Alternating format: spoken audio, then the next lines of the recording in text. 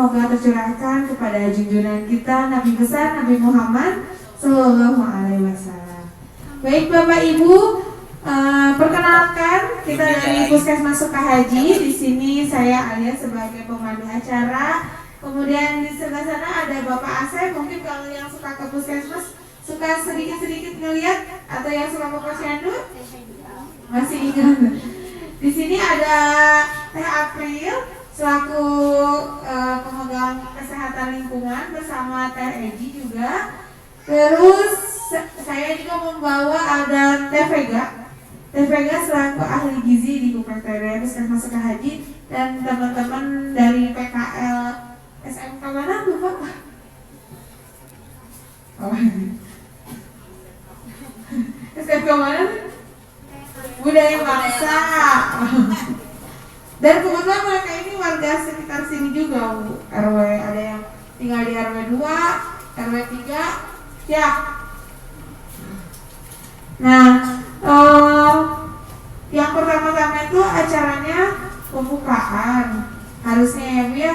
Yang kedua sambutan dari Dokter Gigi Muhammad Ali Mamora selaku Kepala UPTD Puskesmas Sukahaji. Tapi memang kebetulan beliau tadi itu ada keperluan terlebih dahulu di Puskesmas, jadi memang agak terlambat. Karena berhubung kita hari Jumat cuma bisa sampai jam 11, jadi kita dipercepat dulu. Jadi sambutannya mungkin nanti kalau ada beliau baru nanti sambutan ya. Baik, kalau gitu kita langsung aja ya Bu ya, mulai aja ke materi yang pertama, yaitu tentang rembuk stunting dalam rangka pemberdayaan masyarakat untuk percepatan penurunan stunting di wilayah RW 04 Kelurahan Sukahaji. Nah, Bapak Ibu yang punya anak atau bayi balita atau yang akan segera mempunyai anak, stunting ini memang menjadi prioritas di Indonesia ya, prioritas nasional. Karena kenapa? Di kita masih banyak yang menderita stunting. Kalau ibu-ibu atau bapak-bapak apa sih stunting, ada yang belum paham? Nah sekarang ya kita dengarkan materi atau sharing informasi. Nanti kita sama-sama belajar. Nanti ibu bapak kalau ada yang kurang mengerti nanti boleh didiskusikan. Kita langsung panggil aja kepada ahli gizi dari UPTD Puskesmas Sukahaji, Teteh Vega, dipersilakan. Terima kasih Teh Alia sambutannya. Assalamualaikum warahmatullahi wabarakatuh. Ibu-ibu, bapak-bapak di sini sehat? Gimana, udah pada sarapan belum nih? Kurang semangat ya Teh Alia ya? Coba sekali lagi kita cek sound suaranya dulu. Assalamualaikum warahmatullahi wabarakatuh. Gimana kabarnya kalau misalnya saya tanya kabarnya, ibu-ibu jawab alhamdulillah luar biasa gitu ya. Gimana kabarnya ibu-ibu, bapak-bapak? Alhamdulillah luar biasa. Aduh, ini lembut-lembut banget suaranya ini, padahal udah pada sarapan nih kayaknya nih. Boleh ya disambil dimakan aja di konsumsinya yang udah disediakan. Nih ibu-ibu udah pada tahu belum di sini dikumpul itu mau ngapain? Mau ngapain? Ayo. Mau apa? Mau sharing-sharing? Ya, ibu-ibu sama bapak-bapak di sini dikumpul itu, kita dari Puskesmas tuh mau mengadakan STBM stunting ya Bu ya. Jadi STBM itu sanitasi total berbasis masyarakat, bekerja sama dengan program stunting begitu ya. Nah sekarang tuh kita pertama-tama mau memaparkan tentang cegah stunting gitu ya, cara mencegah stunting. Ini kan ini udah ada ibu-ibu balita ya, udah ada ibu hamil di sini? Ada ya. Jadi nanti tuh mau diperkenalkan atau dijelasin bagaimana cara menjaga kandungan agar supaya nanti jarum bayinya tuh keluar tuh lebih sehat lagi begitu ya si anaknya. Boleh sih saja. Nah kalau misalnya ibu-ibu sama bapak-bapak di sini belum tahu stunting tuh apa sih, kayak banyak banget orang-orang ngomong stunting, tapi mungkin banyak yang belum paham betul stunting tuh definisinya tentang apa. Stunting tuh ini tuh adalah kekurangan gizi pada bayi di 1000 hari pertama kehidupan, gitu ya Bu ya. berlangsung dari usia anak tuh di kandungan sampai anak usia 2 tahun begitu. Jadi itu tuh masa-masa emas, ibu sama bapak tuh harus menjaga kondisi anaknya, nutrisi anaknya agar supaya nanti itu pada saat anaknya menjelang usia 2 tahun ke atas mau masuk sekolah TK, konsentrasinya tuh anaknya tuh fokus gitu ya, nggak gampang lemas, nggak gampang terjangkit penyakit infeksi atau penyakit lainnya. Nah, nih usia berapa anak bisa dikatakan stunting atau enggak bisa terlihat stuntingnya begitu ya? Pada usia sebenarnya pada usia lahir juga anak tuh bisa terdeteksi stunting, tapi dari orang-orang masyarakat umum yang bisa terlihat jelas gitu ya anak-anak bisa dikatakan stunting bisa dilihat dari kasat mata, bisa dilihat langsung gitu ya. Dari usia anak 24 sampai 35 bulan ya Bu ya. Itu dilihatnya dari apa sih? Dari penimbangan ya bulan buka posyandu, buka bulan posyandu. Setiap bulannya ini pada rajin nggak nih ke posyandu nih Ibu-ibu? Rajin. Bukannya gimana ini? Alhamdulillah ya, Masya Allah, barakallah. Rajin. Rajin ya? Rajin banget.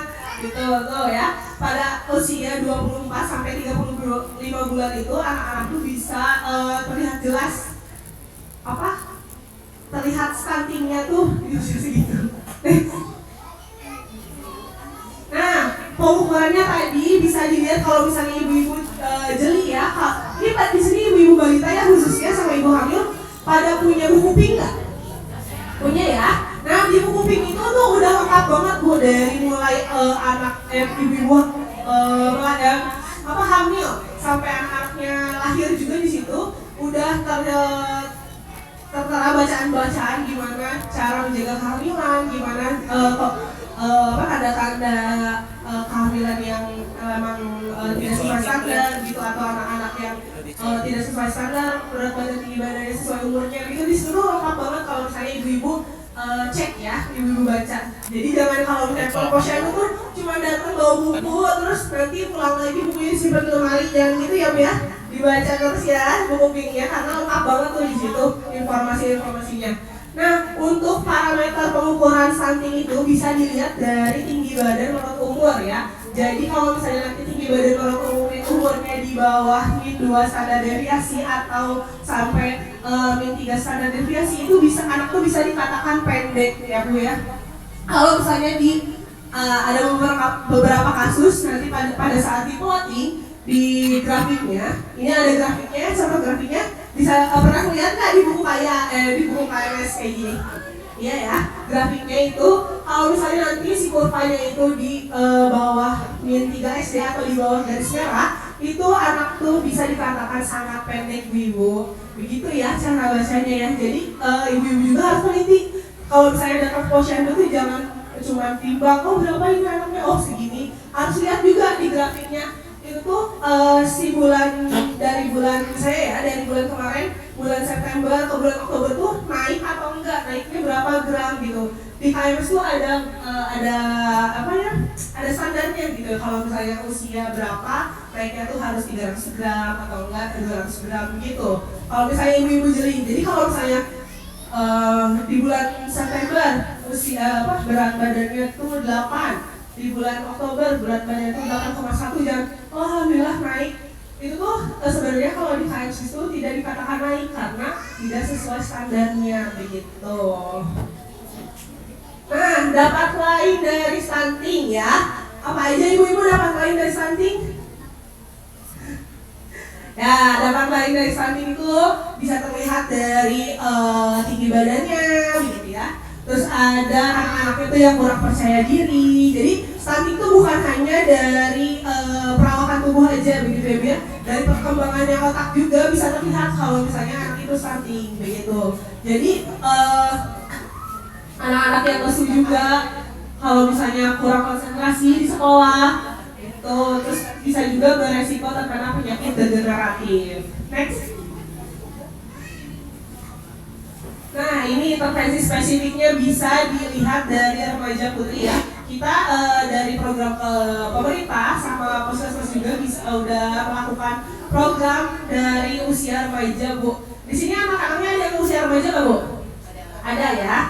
Pernah melihat nggak anak remaja putrinya ya khususnya bawa tablet tambah darah ke rumah? Iya, bawa ada ya. Nah itu tuh program dari kita, Bu. Sebenarnya kita tuh harus mengatasinya dari akarnya. Nah akarnya tuh dari remaja putri. Jadi kita tuh ada screening anemia, dicek HB-nya. Kalau misalnya HB remaja putri, biasanya HB bukan remaja putri aja. HB normal orang dewasa tuh berapa, Bu? Kira-kira standarnya. Udah pernah ada yang pernah cek HB belum? Khususnya ibu hamil pernah cek HB, Bu?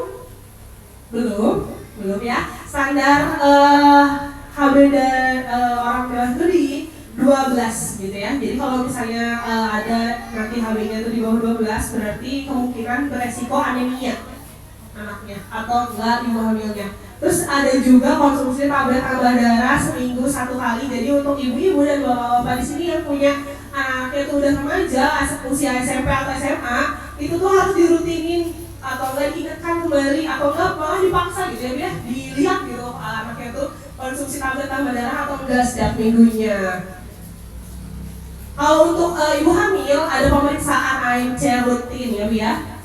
Terus kalau untuk ibu hamil tablet tambah darahnya tuh beda sama usia remaja. Kalau untuk ibu hamil itu tablet tambah darah itu harus setiap hari gitu ya. Setiap hari selama 90 hari ya. 90 hari. Begitu. Terus ada pemberian makanan tambahan bagi ibu hamil yang terkena kekurangan energi kronis. Itu bisa dilihat dari lengkapannya yang memang sangat kecil gitu ya. Terus kalau untuk balita ada pemantauan pertumbuhan balita, itu bisa dilihat dari bulan buka posyandu setiap bulannya. Terus ASI eksklusif, pemberian DPASI yang kaya akan protein hewani. Gitu. Next. Nah ini aksi 5 gerakan cegah stunting, bisa dari aksi bergizi gitu ya. Kita ada program aksi bergizi ke sekolah-sekolah SMP, ke SMA. Terus juga kalau untuk ibu hamil, kita ada kelas ibu hamil juga, waktu itu pernah diadakan di RW di posyandu. Terus ada posyandu juga tiap bulannya. Jambore kader, waktu itu kita pernah menyelenggarakan program 25 keterampilan kader begitu ya, Bu ya. Nah, stunting bisa dicegah itu dari pemenuhan kebutuhan gizinya ya yang cukup pada saat ibu-ibu tuh mengandung. Terus ada ASI eksklusif sampai 6 bulan, tapi tenang aja ibu-ibu, kalau misalnya ibu-ibu yang emang anaknya tidak ASI eksklusif, jangan khawatir, jangan sampai berkecil hati ya. Malah ibu tuh terpilih harus putar otak gimana nih caranya biar anak saya tuh berat badannya tuh dikejar sesuai dengan dibanding anak-anak yang ASI eksklusif begitu. Nah, ini ada juga memantau pertumbuhan balita di posyandu. Terus ini yang keempat nih ya, yang kita nanti mau praktek, meningkatkan akses terhadap air bersih dan fasilitas sanitasi serta menjaga kebersihan lingkungan. Next. Nah, peningkatan akses terhadap air bersih, fasilitas sanitasi serta menjaga kesehatan lingkungan itu ada penelitiannya, Ibu ya. Potensi stunting berkurang pada saat intervensinya itu terfokus di sanitasi begitu. Selamat datang kembali.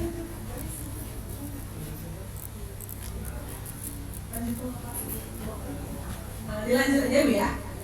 Nah, potensi stunting itu berkurang pada di penelitian itu karena apa? Karena masyarakat itu fokus di sanitasi lingkungannya gitu. Nah, dalam intervensi sanitasi kebersihan dengan jangkauan 99%, dilaporkan berdampaknya pada berkurangnya diare sebesar 30%, Bu. 30% itu lumayan banget ya, Bu ya, anak-anak yang berkurang diare, karena diare itu sangat mempengaruhi metabolisme di dalam perut. Jadi kalau misalnya anaknya diare, jadi kan susah makan ya, dia lemas, gak nafsu makan. Nah itu juga mempengaruhi pertumbuhan si balitanya begitu. Next. Nah ini ada intervensi spesifik sama intervensi sensitif. Kalau untuk intervensi spesifik itu kayak seperti imunisasi, terus pemberian makanan, pemantauan pertumbuhan kayak di posyandu. Kalau misalnya yang sensitif itu yang bakal kita bahas nanti Bu, kayak sanitasi, air bersih, peningkatan pendidikan, penanggulangan kemiskinan, seperti itu ya Bu ya. Nah ini ada analisis faktor kesehatan lingkungan terhadap kejadian stunting. Pada kasus ini, gitu ya, paparan terus-menerus terhadap kotoran manusia dan digunakan dapat menyebabkan infeksi bakteri kronis. Infeksi tersebut disebabkan oleh praktik sanitasi dan kebersihan yang kurang baik, begitu ibu-ibu.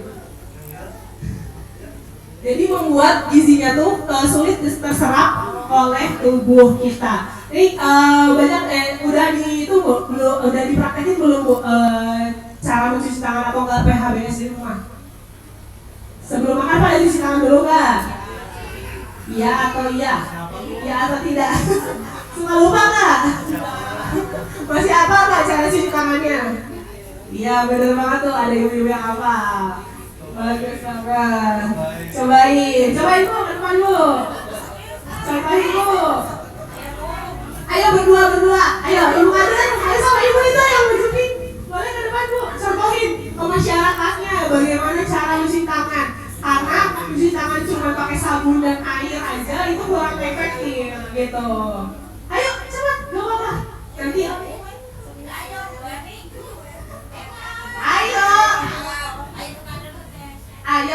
ayo, cepat Bu, nanti kasih snack double. Snack yang dua cepat. Siapa yang mau snack dua? Oh gitu.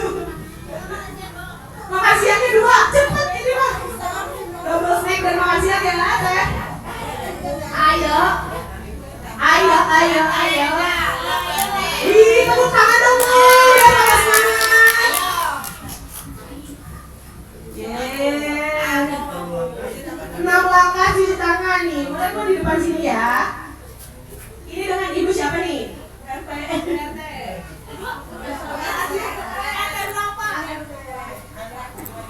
Ibu RT 2 dan Ibu RW 3 nih. Ibu RT ya. Coba praktekkan ke ibu-ibu ke masyarakat cara mencuci tangan yang benar tuh seperti apa. Ada 6 langkah, ayo. Yang pertama, sabun air yang mengalir. Tapi pakai air yang mengalir ya. Kenapa harus pakai air mengalir? Jadi bakteri-bakterinya keluar gitu, jadi nggak di air. Biar bakterinya ikut mengalir ke dalam saluran pembuangan. Ya. Pertama pakai sabun, terus di belakang.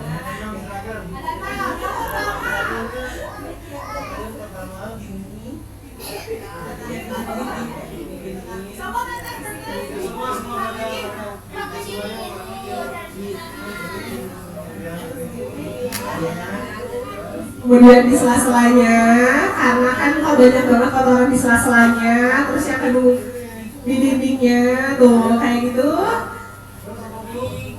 Terus sela-sela jempolnya gitu. Boleh dipraktekin masyarakatnya ibu-ibu? Udah tahu. Terus kuku-kukunya, karena tadi kan yang dicucinya cuma sela-selanya, jadi kuku-kukunya nggak kena Bu. Jadi harus diputar-putar. Kanan kiri ya, jangan kanan aja. Terus lanjut.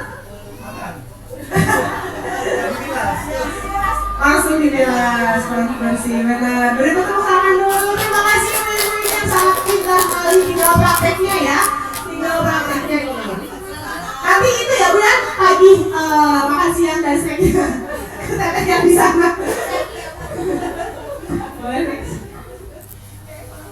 Nah ibu, ini adalah riset menentukan bahwa semakin sering seseorang anak menderita diare, maka semakin besar pula ancaman stuntingnya. Karena apa? Karena diare itu pada saat anak sakit kan lazimnya selera makannya berkurang ya Bu ya. Jadi nutrisi yang masuknya juga berkurang, apalagi pada saat diare kan banyak banget bakteri di dalam ususnya ya Bu ya.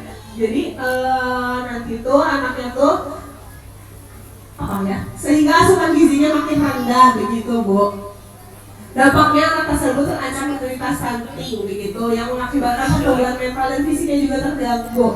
Ibu-ibu di sini kalau misalnya ada tetangga atau masyarakatnya yang emang terlihat kurang bersemangat atau lesu, terutama balita ya, terus si pertimbangannya agak kurang dari standar, jangan langsung bu anaknya stunting, jangan gitu ya, nanti tersinggung anak ibunya. Jadi gimana nih, bahasa halusnya gimana bu ngomong ke ibu-ibunya, mengedukasi ibu-ibunya gimana bu? Betul, diajak periksa ke puskesmas. Iya, tiap bulan ke posyandu begitu. Nanti kan kalau misalnya ke puskesmas, periksa ke puskesmas, nanti langsung ditangani oleh dokter dan ahli gizi dan sanitasi di sana gitu ya, sanitarian di sana. Terus nanti kalau misalnya rutin ke posyandu itu dipantau pertumbuhannya, masuk juga ke data puskesmas. Nanti kalau misalnya anaknya emang benar-benar kurang banget butuh perhatian, kita juga ada bantuan berbentuk makanan ya Bu ya. Di RW 1 ada ya? RW 4 juga RW 1. Terlalu banyak nih Bu ya RW di sini. Next boleh. Next aja. Nah, hygiene dan sanitasi yang buruk berarti ya benar terus diulang-ulang ya Bu materinya. Kemudian menyebabkan gangguan inflamasi di usus kecil, jadi mengurangi penyerapan zat gizi dan meningkatkan permeabilitas usus, begitu ya. Terus ini juga ada penelitian anak-anak di Bangladesh yang terakses air minum bersih, jamban dan fasilitas yang memenuhi, gitu ya. Pertumbuhan tinggi badannya 50% bertambah lebih tinggi Bu dari dibanding anak-anaknya yang tidak mendapatkan akses air bersih. Berarti mempengaruhi banget ya air bersih itu di lingkungan kita. Begitu. Nih, antara 17 dan 27% resiko stunting berkurang dengan adanya perbaikan gizi, air minum, dan sanitasi. Karena apa? Hubungan positif antara penyediaan air minum, perbaikan sanitasi, dan hygiene berbanding lurus dengan pertumbuhan fisik setelah dilaporkan oleh beberapa penelitian, bukan melalui percobaan aja begitu. Terus juga keluarga yang mempunyai akses jamban dikaitkan dengan keluarga yang melakukan BAB sembarangan gitu ya, mohon maaf ini obrolannya agak menjurus tapi tidak apa-apa ya Bu ya. Mengurangi kemungkinan stunting sebesar 23-44% pada anak-anak usia 6-23 bulan begitu. Ini tadi ya, ini intervensi spesifik sama intervensi sensitif, jadi emang penyedia air bersih dan perbaikan sanitasi itu juga berkontribusi 70% lebih banyak dibanding dengan upaya-upaya pencegahan langsungnya seperti kayak PMT atau makanan-makanan tambahan gitu. Next. Nih, bagaimana peran kesehatan lingkungan dalam penurunan masalah stunting? Next. Itu next. Nah, di kesehatan lingkungan itu ada namanya 5 pilar STBM untuk mencegah stunting. Ada yang udah tahu belum 5 pilar itu apa aja? Ayo Bu, pada tinggal baca Bu.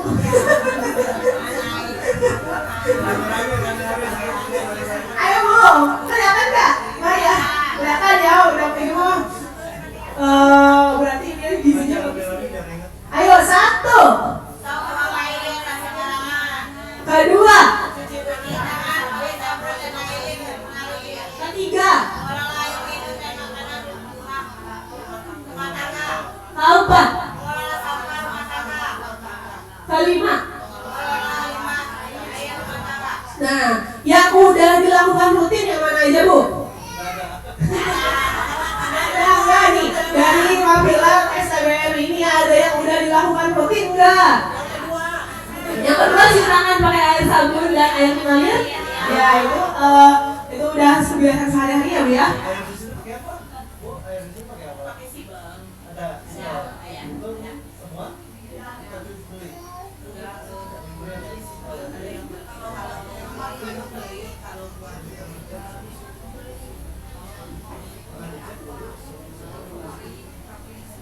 Yang RW 4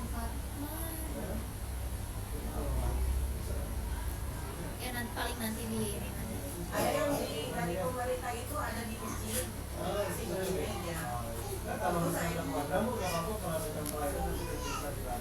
Ya.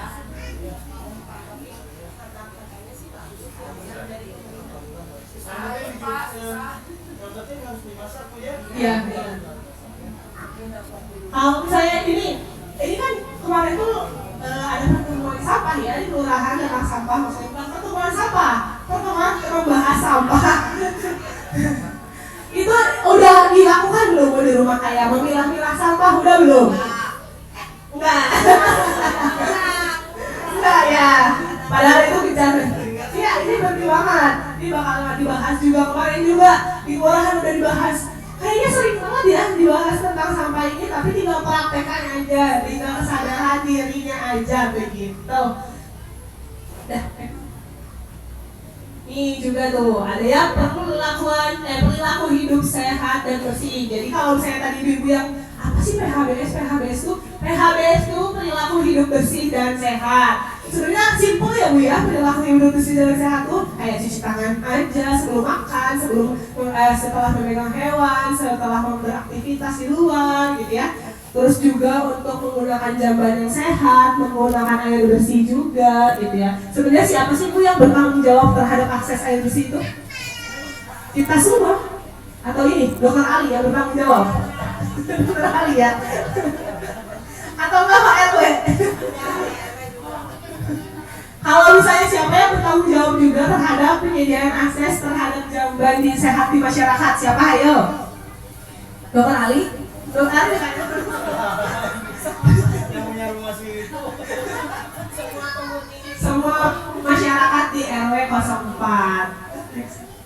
Nih ada menu-menunya ya Bu ya, kita bahas sedikit tentang menu-menunya dari usia anak 6 bulan sampai gede gitu. Di sini ada nggak Bu yang memberi makan anaknya, terutama ibu-ibu yang lagi yang sedang punya balita gitu ya, balita dan bayi dan balita, ada nggak yang kasih makannya dari lahir gitu? Ada nggak? Tidak.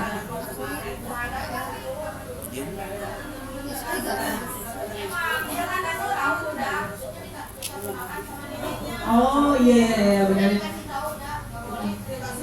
Tapi di stop. Sebenarnya ini ibu-ibu zaman sekarang mah tinggal searching di bawah Google ya Bu ya. Udah semuanya udah aksesnya udah keluar gitu. Sebenarnya yang paling kalau yang misalnya ada yang bisnis tadi kayak neneknya yang memberi makan, mungkin emang neneknya tuh masih menganut ilmu zaman bahula gitu ya. Iya benar. Jadi emang sebenarnya yang diedukasi ibunya juga harusnya yang diedukasi keluarga ya Bu ya, yang harusnya diedukasi benar. Nah kalau misalnya usia 6 sampai 8 bulan nih kan, misalnya anak tuh baru makan tuh di usia 6 sampai 8 usia 6 bulan ya, teksturnya tuh seperti apa Bu? Encer. Terus ada lagi? Hah? Biji? Pasti dong itu. Kalau tekstur untuk usia 6 sampai 8 bulan itu nih ada nih. Ini kayaknya kekecilan ya soundnya. Enggak ya? Wah, jago nih. Berarti matanya masih sehat. Alhamdulillah, Masya Allah, tabarakallah. Nih, usia 6 sampai 8 bulan itu teksturnya tuh bubur saring kental. Jadi kalau misalnya ibu-ibu udah di blender, makanan itu udah disatuin semuanya di blender, itu tuh sebenarnya harus disaring lagi gitu ya. Harus disaring lagi sampai tidak ada gerinjel-gerinjel apa ya? Bahasa gerinjel-gerinjel tuh tidak ada halus lah pokoknya Pak ya gitu. Sisi keselak benar karena khusus anak tuh kan belum siap banget ya Bu ya, belum siap apalagi untuk anak yang baru lahir itu rentan banget kalau misalnya langsung dikasih pisang pokoknya pisang ya jangan sampai Bu ya, ini udah pada pintar kadarnya apalagi udah banyak banget yang dilatihnya. Ayo next. Ini untuk contoh-contohnya ada bubur nila, udah pintar lah ya untuk sebenarnya mah yang penting apa Bu untuk makanan pendamping ASI itu? Apa yang terpenting untuk balita? Protein apa? Lauk apa yang terpenting?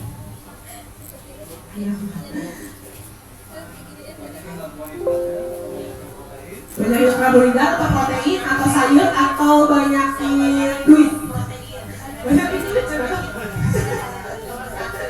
satu ya, banyak minum gitu. Jadi untuk makanan-makanan bayi balita tuh yang terpenting tuh di proteinnya. Mau protein nabati, mau protein hewani, bebas. Tapi emang yang lebih bagus tuh protein hewani ya Bu ya. Tapi kadang, Bu mahal, sok gue mana sok mau ngasih nggak gitu. Enggak deh ya. Sebenarnya nggak apa-apa Bu kalau misalnya tahu tempe apalagi di Sukahaji, ya terutama ya Sukahaji dan Babakan itu produsen tahunya tuh melimpah banget ya Bu ya. Jangan sampai warga-warga Sukahaji apalagi bayi balitanya Sukahaji dan Babakan tuh banyak yang stunting dan kayak kok ini produsen tahu anaknya stunting, apakah tidak dikasih tahu?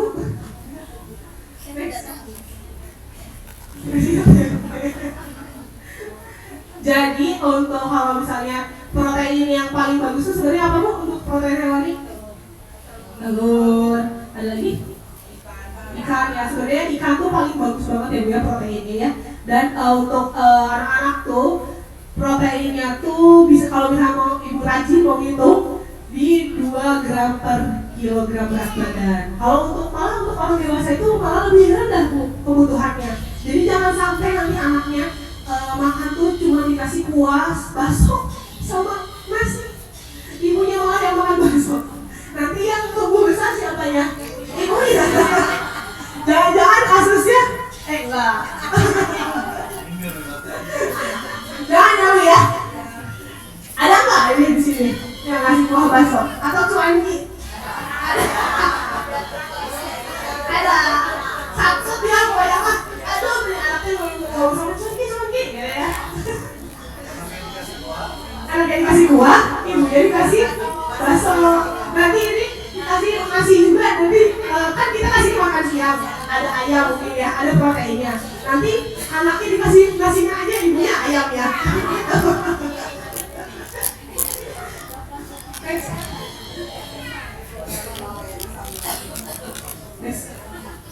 Nah, kalau untuk usia 9 sampai 11 bulan ini udah naik dulu teksturnya ya. Teksturnya itu dicincang atau di blender. Gak usah disaring lagi, gak usah ribet-ribet lagi. Ada nggak di sini yang blendernya pakai mulut? Jadi kasih. Ada nggak? Blender alami ya Bu ya. Gak usah pakai mesin-mesin. Apalagi kalau lagi tuh kejepret. Kan harus pakai blender ribet ya.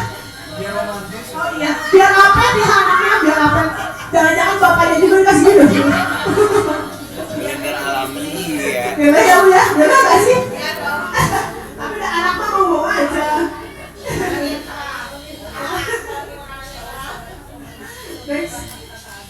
Nah, itu contoh-contohnya sebenarnya simpel ya Bu ya. Contoh-contohnya itu makanan sehari-hari aja. Jadi kalau misalnya Ibu masak apa ya, sayur sop gitu ya bisa nih langsung dikasih ke anaknya, tinggal ditambahin telur puyuh atau enggak telur ayam yang kurang-kurang aja yang ada di warung langsung di blenderin gitu aja. Jadi nggak usah ribet-ribet pakai salmon dikukus, salmon dok.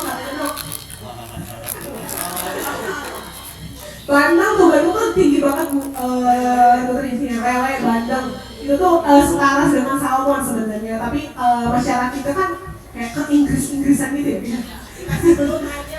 Oh, belut, benar banget, belut juga bagus banget. Belut, lele, itu kan tinggi protein dan banyak banget di warung ya, di mang sayur istilahnya mah. Dapatin. Tergantung ibunya aja kalau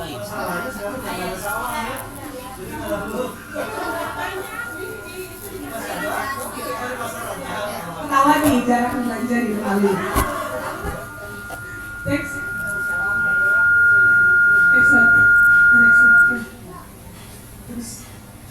Nah, kalau untuk usia anak 1 tahun sampai 2 tahun nih, atau di 12 sampai 24 bulan udah naik levelnya di makanan rumah tangga atau makanan sehari-hari kita. Jadi nggak usah ribet-ribet lagi dikunyah-kunyah pakai mulut ya Bu ya, nggak usah. Pas sampai gede dikunyahin sama ibunya, gitu. Nah, pemberiannya juga kalau misalnya anaknya GTM atau gerak tutup mulut bisa diantisipasi itu gimana sih Bu cara antisipasinya kalau ada anak-anak yang GTM atau nggak mau makan? Biasanya untuk ibu-ibu yang punya balita itu Bu, main, terus ada lagi Sambil naik odong-odong ya, ya. Habis ya, gitu. Next. Next nih untuk menu juga sama sih seperti makanan sehari-hari, nggak usah pusing-pusing sebenarnya Bu. Untuk makanan-makanan untuk bayi dan balita. Ini ada juga resep PMP pemulihan kita juga ada ya Bu ya. Dapur dahsyat ya Bu ya. Next.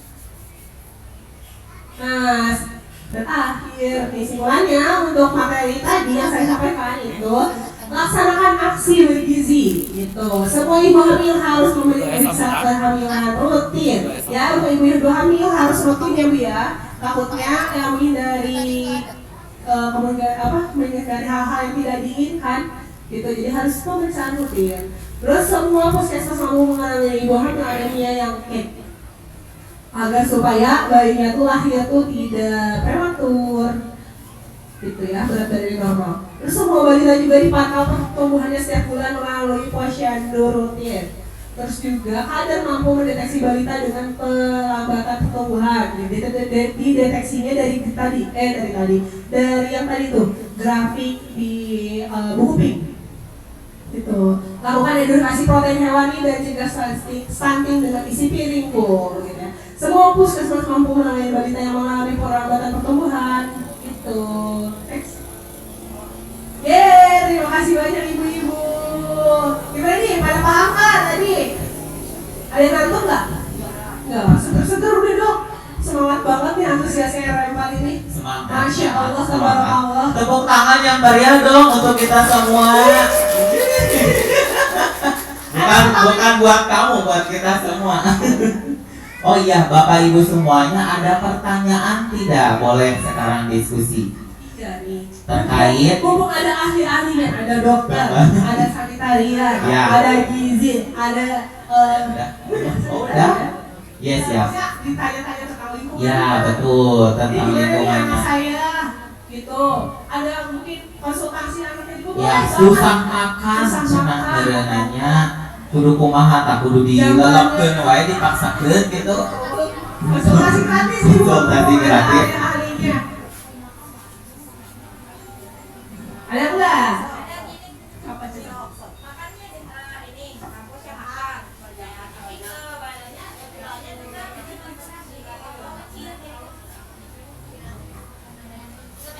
Makannya udah banyak. Timbangan tetap turun. Gitu. Makannya sehari-harinya rutinnya apa Bu? Makannya? Biasa ya. Gitu. Ya, banyak juga ya Bu ya. Kalau ditanya makannya apa, tahun bilangnya makan cina. Banyak.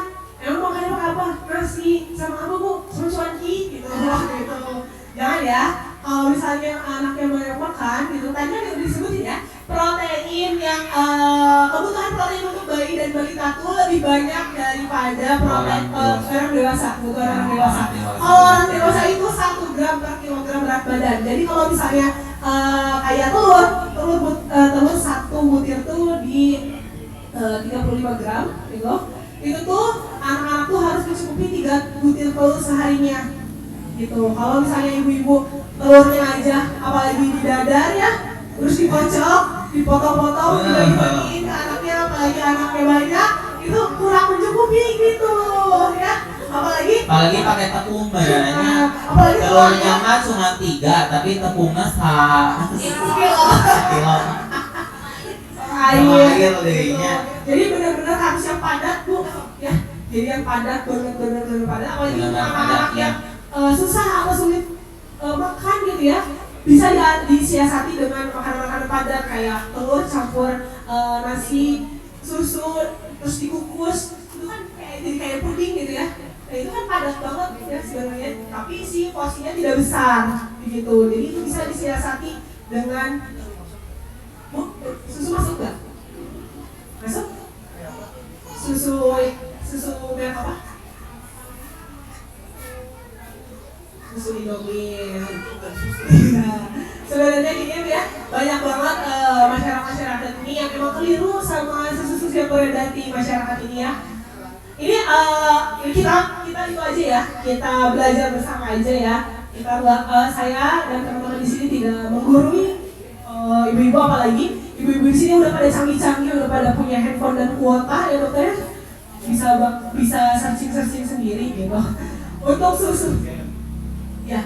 susu yang beredar di warung terutama ya, kayak seperti ya kami tidak bisa menyebutkan mereknya, itu sebenarnya isinya tuh kebanyakan gulanya Bu, apalagi yang berasa-berasa gitu ya, atau enggak yang ada rasa-rasanya itu yang dicampurin dengan perasa begitu. Untuk susu fresh milknya itu sangat sedikit, bahkan lebih banyak gulanya, karena itu apalagi karena asin banget ya susu yang di warung, termasuk ponakan saya juga ya, senang banget itu susu yang di warung karena emang banyak banget gulanya. Anak-anak tuh emang seneng banget gula Bu gitu. Kalau misalnya emang mau disiasati dengan susu, mungkin ya kami menyarankannya susu-susu yang emang sudah dibuat susu fresh milk ya.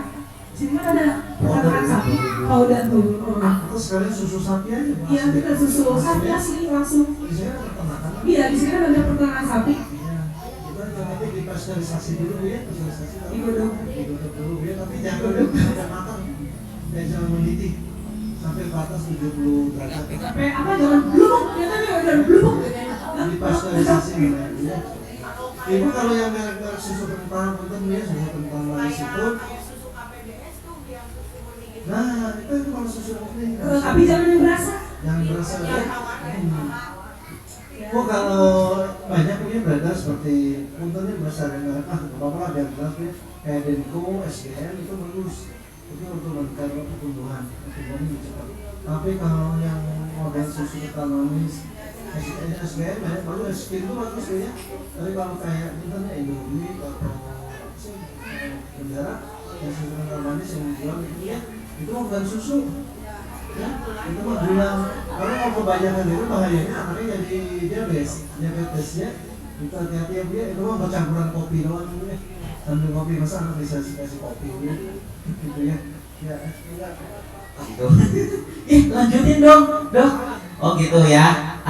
Ibu, Bapak Ibu, pertanyaannya kita skip dulu ya. Langsung aja kita, karena Bapak Kapus kita tadi belum kesini ya, dan sekarang sudah datang, sudah hadir. Kita langsung aja persilahkan ya untuk sambutan pada cara pemberdayaan kader masyarakat untuk implementasi pilar STBN dan rembuk stunting yang akan disampaikan oleh Bapak Dr. Gigi Muhammad Ali Mawar. Dipersilakan. terima kasih. Berdiri Bu ya. Assalamualaikum warahmatullahi wabarakatuh. Selamat pagi, salam sejahtera. Perkenalan ya, nama saya Muhammad Ali Mawar. Mungkin ada yang udah kenal, karena ada yang banyak yang belum kenal. Ya, saya di Kepala Puskesmas Haji. Hari ini alhamdulillah ya kita bicara tentang rembuk stunting dan STBN ya.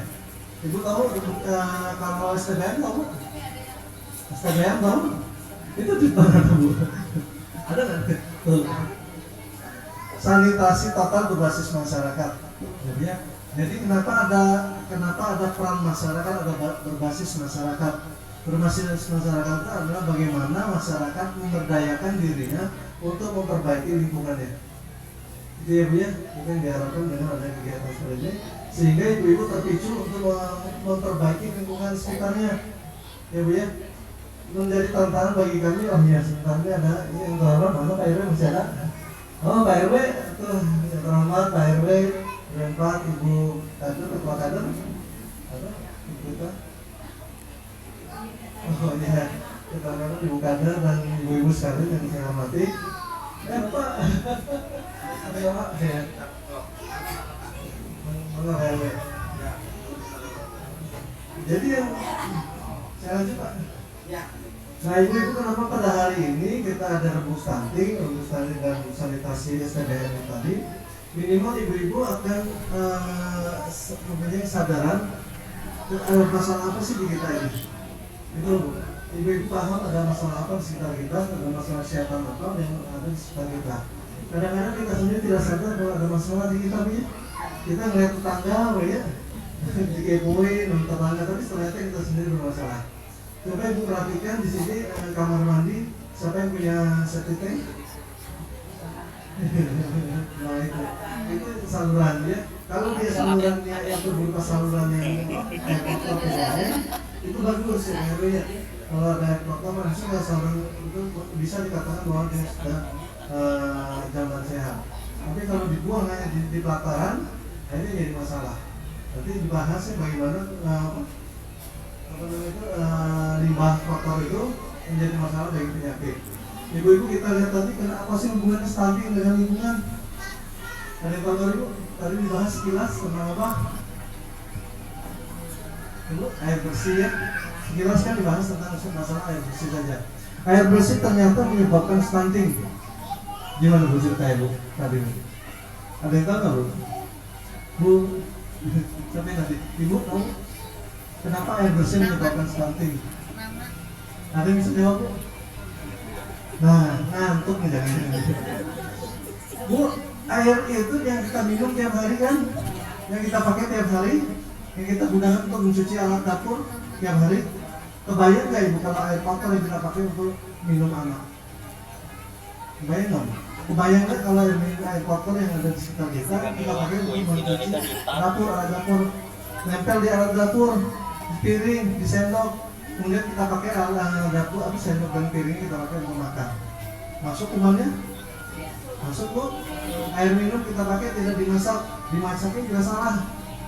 Dimasak itu bu yang benar, air minum itu jangan ketika bunyi kan kalau pakai ini dia langsung dimatiin, enggak.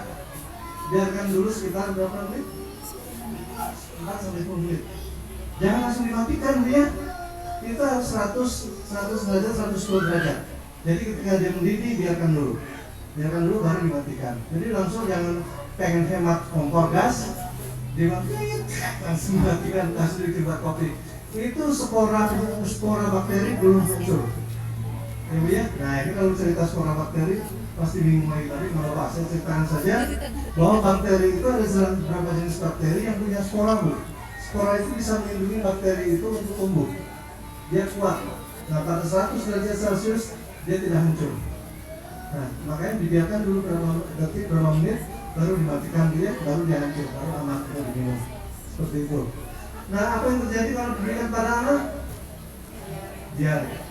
Akibatnya, anak tidak tumbuh pertumbuhannya, ya, karena dia diare terus. Kita aja diare seminggu turun berapa bu? Turun berat badan bu. Tapi jangan berharap diare terus dia kurus gitu ya, jangan. Itu nanti kalau ada apa bu namanya dia pengen kurusnya programnya bu ada diet pengen program dietnya tapi diare gitu enggak bu ya sudah. Jadi itu tapi pada hari ini ibu kalau ada kesempatan ini ada teman-teman dari puskesmas, teman-teman dari puskesmas ada gizi dari alai kesehatan lingkungan ya. Nanti akan memberikan bagaimana sih proses itu terjadi ini ya, bagaimana ada hubungan apa. Nah, apakah hubungannya baik-baik saja atau hubungannya sudah mulai retak gitu ya? Nah itu tolong boleh kalau ibu kurang jelas tolong tanyakan. Kalau ibu tidak puas bu, datang ke puskesmas. Jangan sungkan-sungkan bu ya. Kalau ibu nggak ngerti nggak paham, terutama ibu kader yang belum paham, silakan ke puskesmas. Kita terbuka lebar ya. Apalagi kalau ibu nggak tahu, ujungnya tahu goreng ya, gitu. Pakai lontong lagi. Jadi ya. Ibu juga nggak apa-apa, ibu pengen ke puskesmas. Bu yuk, saya tuh pengen berharap bu, puskesmas itu bukan untuk obat, ya, untuk konsultasi, diskusi. Jadi orang sehat pengen cek kesehatan, itu bu yang kita harapkan puskesmas. Jadi ke puskesmas itu jangan udah datang pilek, batuk, bengek, ibu ya, seperti itu diare, gitu. Jangan ya. Biasakan ibu-ibu juga ke puskesmas, tiap 3 bulan, 6 bulan ibu datang ke puskesmas. Ngapain? Pengen cek kontrol kesehatan. Nah seperti itu bu, itulah fungsi puskesmas. Jadi makanya kita ada gerakan dulu sih ya, IG di sini. Itu salah satu cara kami untuk melihat kondisi ibu-ibu di lapangan, ibu-ibu di masyarakat. Jadi ini malah ibu-ibu akan tahu kondisi tubuhnya. Kadang-kadang kita merasa sehat bu, betul bu ya? Oh kita mau sehat-sehat baik, atau pak gitu ya. Nah itu ya amit-amit itu ya. Atau gula darahnya tinggi. Padahal itu kita ingat bahwa gula darah adalah sumber dari segala penyakit. Ya, gitu ya. Mungkin itu dari kami, dari saya Bu. Terima kasih sekali terutama buat teman-teman yang dari Puskesmas. Tolong sampaikan apa yang bisa disampaikan semaksimal mungkin biar Ibu jelas dan paham ya. Kita, saya yakin masalah di sini nggak banyak Bu ya. Masalah lingkungan, tapi berbagai cara harus kita bagaimana kita punya kesadaran dulu ya, untuk bagaimana kita punya kreativitas untuk memperbaiki lingkungan. Seperti tadi punya masalah air di sini belum ada saya dana bukan? RW ada Pak? Air bersih dan di belakang. Oh, maaf, maksudnya di sini ibu nggak cuci tangan gitu ya. Jadi kalau ibu mau bisi potram, boleh cuci tangan dulu. Ya, biasakan seperti itu ya. Kemudian di tempat-tempat umum, di masjid, di sekolah, coba perhatikan gitu ya. Kemudian yang harus diperhatikan juga bekas-bekas tempat itu ya. Saya kemarin putar PRW, ngelihat di belakang sini, bekas-bekas tempat itu ya, tempat air, ya, tempat apa itu? Katakanlah burung atau penampungan air, tumpukan saja, ya, karena itu kan menyebabkan diri. Hati-hati ya Bu ya. Betul. Nah, tolong Ibu titip nanti kalau teman-teman akan yang bicara lagi, tolong disimak. Titip ya Bu ya. Terima kasih atas perhatiannya. Acara ini saya bisa dan masih. Assalamualaikum. Waalaikumsalam. Terima kasih Pak Dr. Ali atas sambutannya ya. Nah Bapak Ibu seperti itu ya pesan-pesan yang disampaikan, harap dapat dimengerti dan kita juga kesini tidak serta-merta ya Bapak Ibu semuanya. Kita datang ke sini juga karena ada alasan ya. Alasannya bisa Ibu simpulkan sendiri. Selanjutnya kita kedatangan Bapak RW 04 yang akan menyapa Bapak Ibu semua di sini ya. Kita panggil saja untuk memberikan sambutan. Silakan kepada Bapak RW 04 Sukahaji. Mangga. Bismillahirrahmanirrahim. Assalamualaikum warahmatullahi wabarakatuh.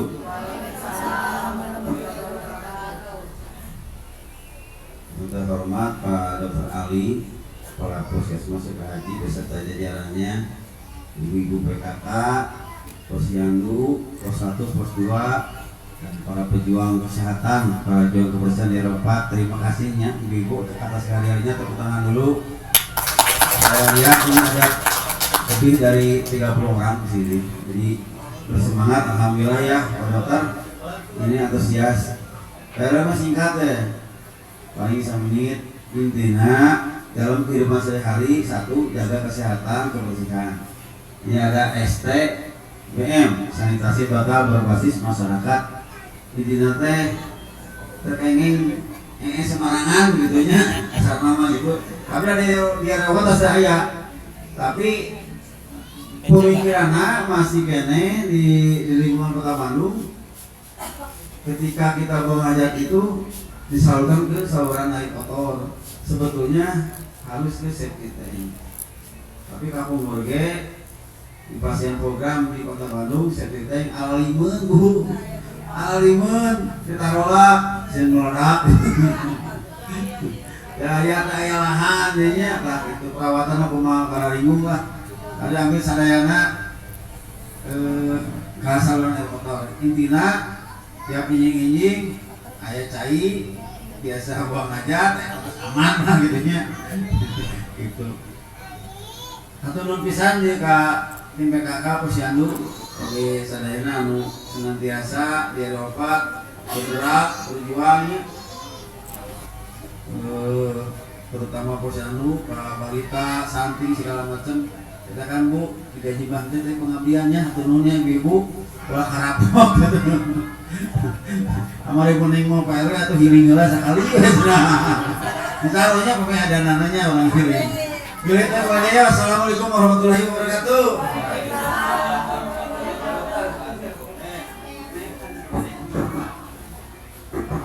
Ya, terima kasih atas sambutannya Bapak RW yang sudah menyapa warga RW 04 Sukahaji. Bapak Ibu semuanya masih semangat? Panas nggak sih?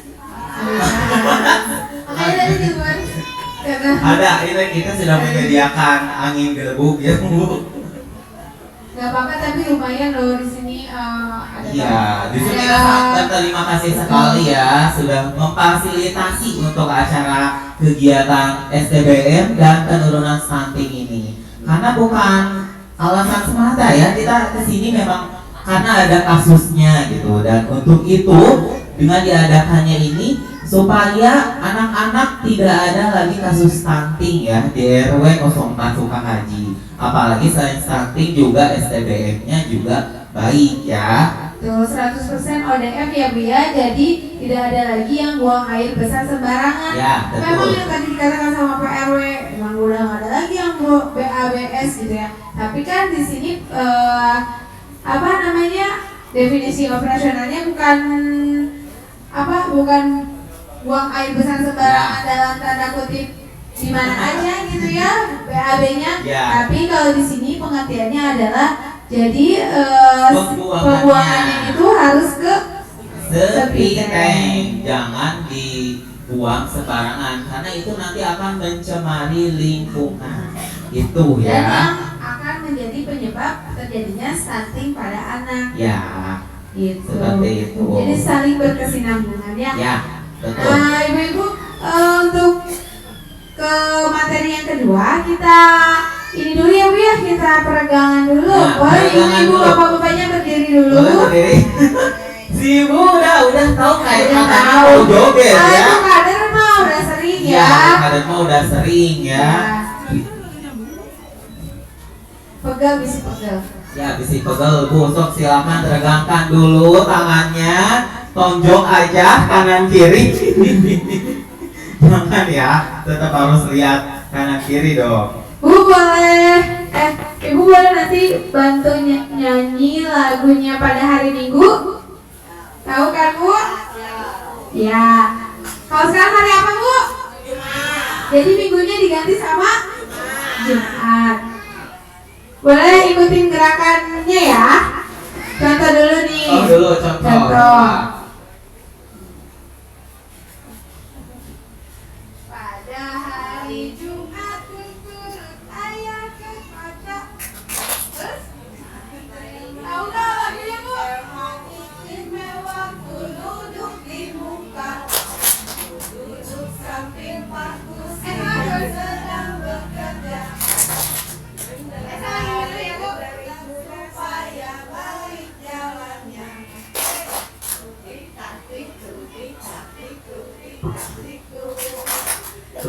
tatik tutik tatik tut. Lagi ya, lagi. Bisa? Jadi pertama ke depan dulu ya. Ya coba. Iya sambil meregangkan. Dihayati aja Bu. 1, 2, 3. Pada hari Minggu tadi Jumat ya. Naik delman istimewa ku duduk di muka, duduk samping Pak Kusir yang sedang bekerja, menarik kuda supaya baik jalannya. Tuk-tik tak-tik, tuk-tik tak-tik, tuk-tik tak-tik, tuk-tik tak serasa kuda.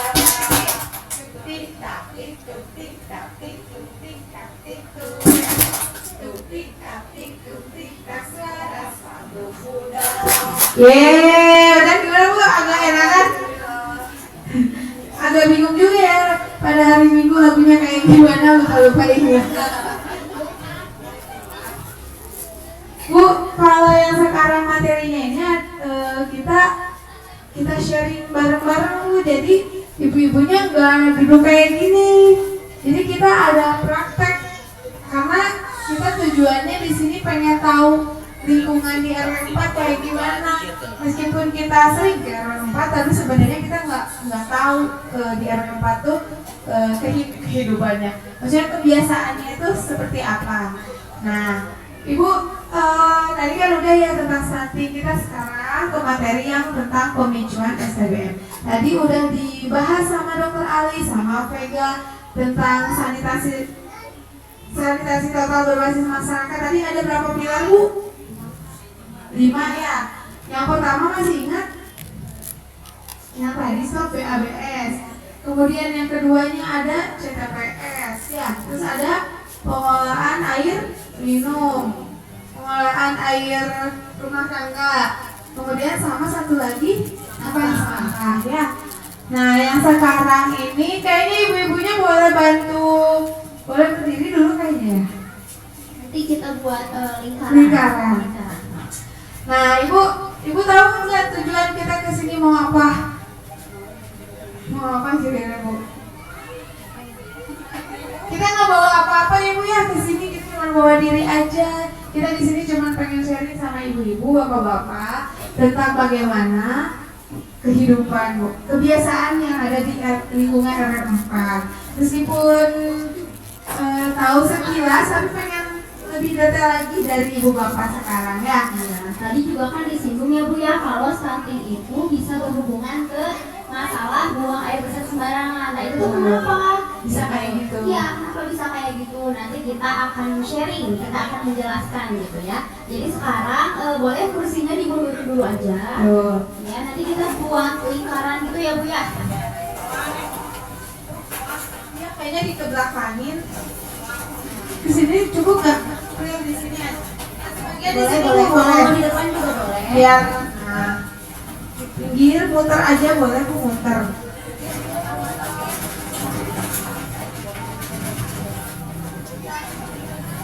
Nah, di sini.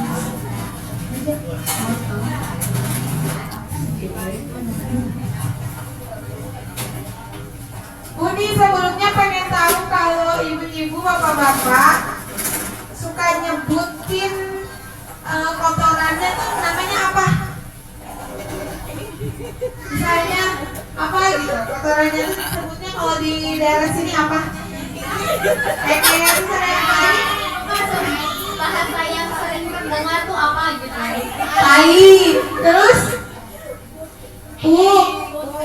Terus? Ada lagi? Tinja. Tinja kayaknya terlalu ini ya, terlalu mewah.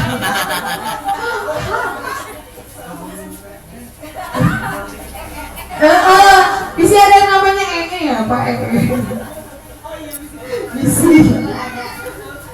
Bu, kita bikin kesepakatan biar nggak bingung. Si yang satu mah pengen Enge, yang satu pengen yang A, yang satu pengen B. Kita bikin kesepakatan apa Bu pengen namainnya kalau kotoran, soalnya nanti kita berhubungan dengan nama kotoran ini.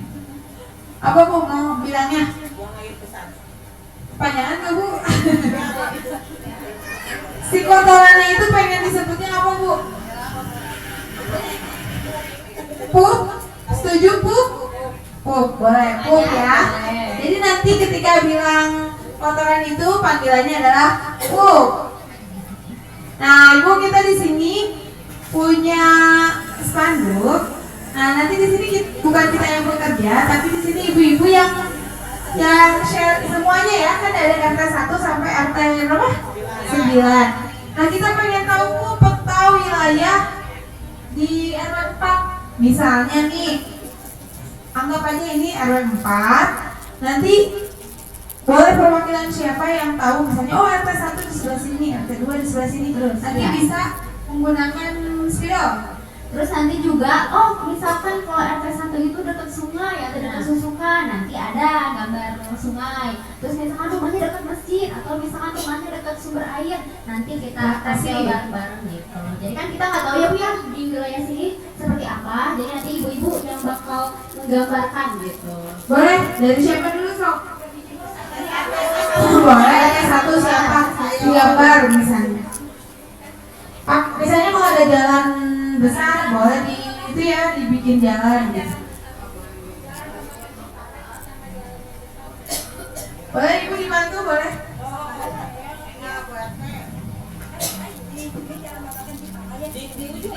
Dibikin aja nggak apa-apa Bu, dibikin aja, nggak usah takut salah, tenang. Papan surat-surat aja.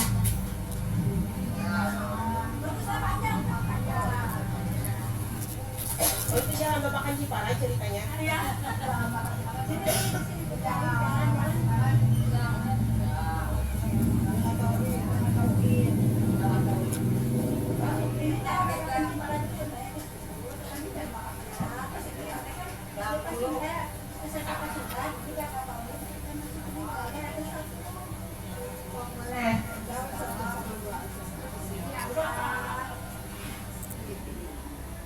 masjid katanya.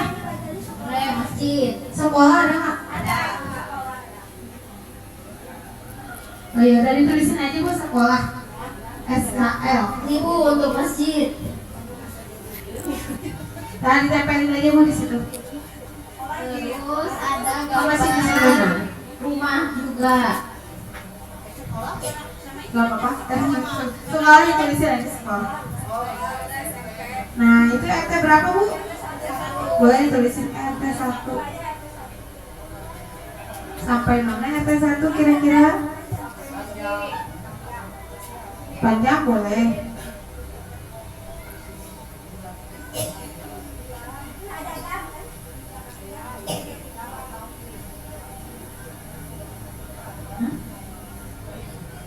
Apakah di situ ada selokan Bu? Gak ada, di atas satu nggak ada. Nanti ibu-ibu di sini menempatkan rumahnya ya. Rumahnya di sebelah mana gitu.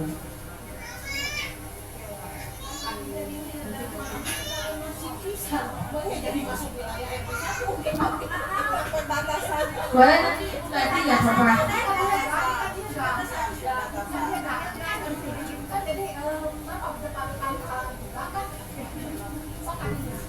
Boleh Ibu kalau misalnya ada pemikiran yang berbeda boleh dibantu.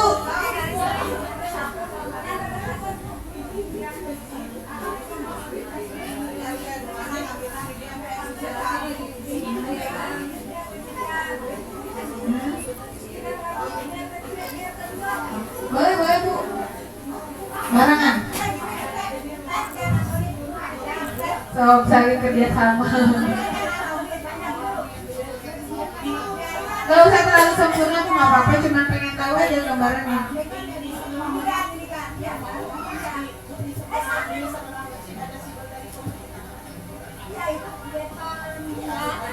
Boleh ada itu semacam ada pengolahan air tuh maksudnya. Boleh.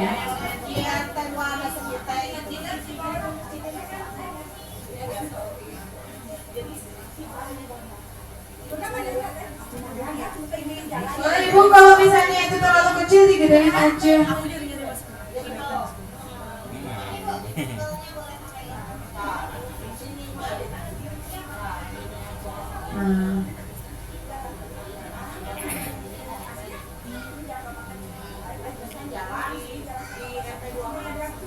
Boleh Ibu digambarin aja. Saya kalau gitu mah bingung. Gak apa-apa kalau enggak dicoret lagi aja.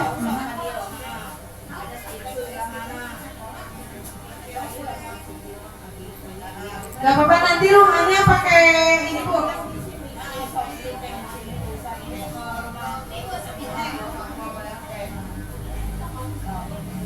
Nah di situ aja tulis di apa pakai gambar aja Bu.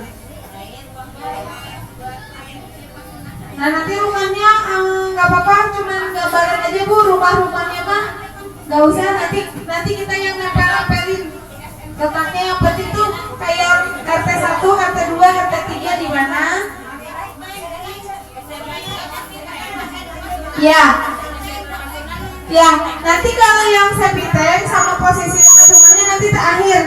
Sekarang ini dulu batas-batas di RT 1, RT 2, RT 3 itu dulu biar mudah. Nanti gampang kalau rumah. Nah, Bu kalau misalkan air bersih rata-rata dari mana? Depa, Sibel, sendiri atau misalkan beli? Beli. oh, pipa ya.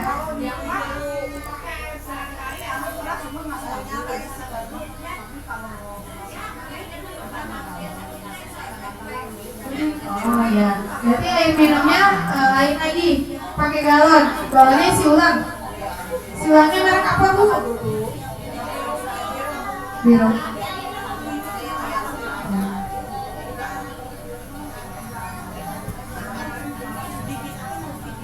Karena RT 1, RT 2 di mana letaknya?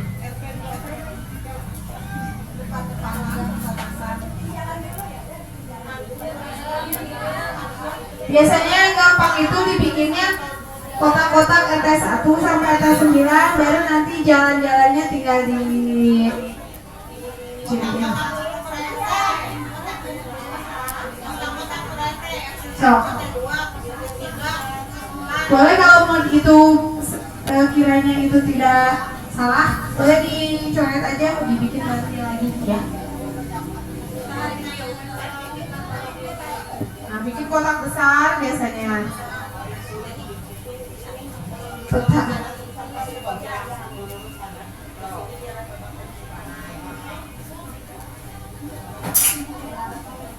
Harusnya ada Pak RW ya, Pak RW bantuin.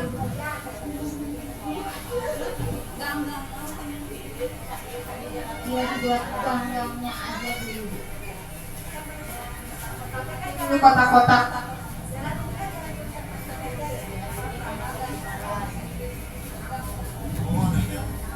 Lagi bikin peta R4.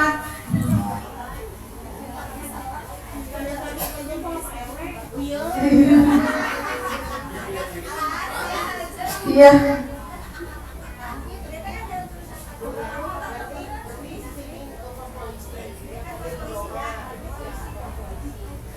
Boleh nggak usah pakai pos juga Bu, langsung WP hiji. Nah boleh sekolah.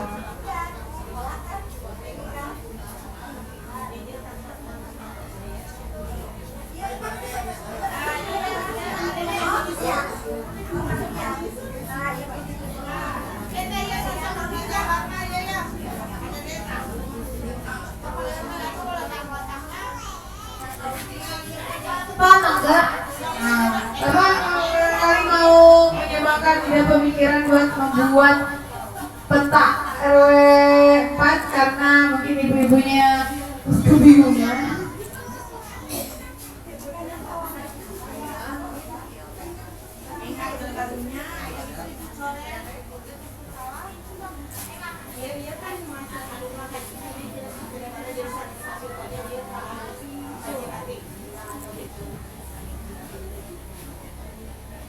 Itu masalah kan? Jadi, nah tulisin RT 1. Nah gitu aja.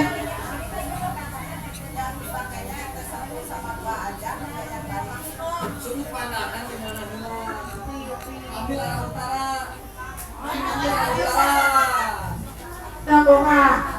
Nah, ada pakarnya. Ada pakar peta. Nah tadi si ibu tuh kalau misalnya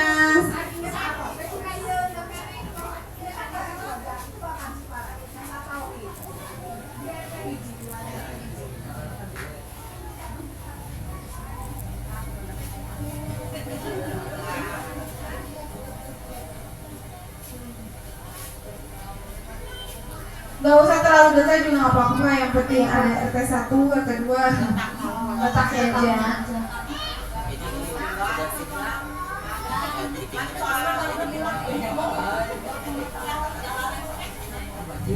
Ya.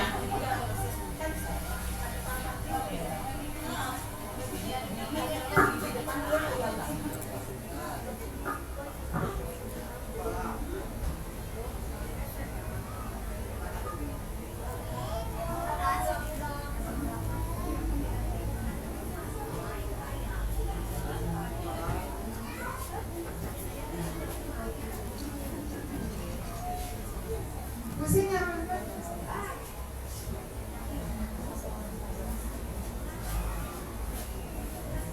Jadi nggak.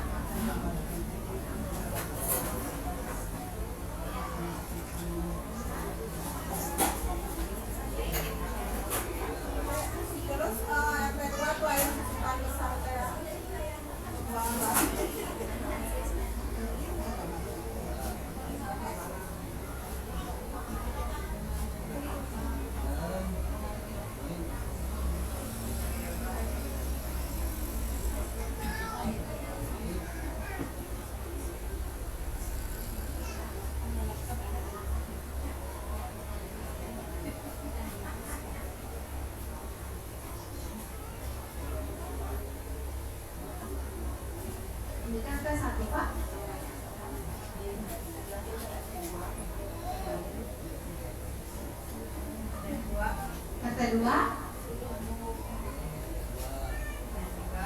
ketiga, siap.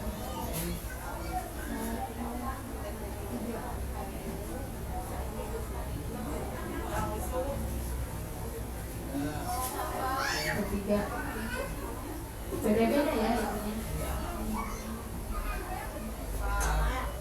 Keempat,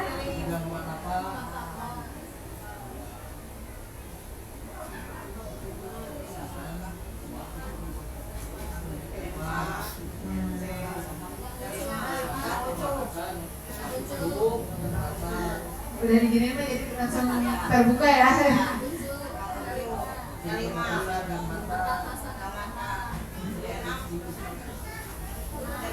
Itu yang kelima. Oh masih ada 4.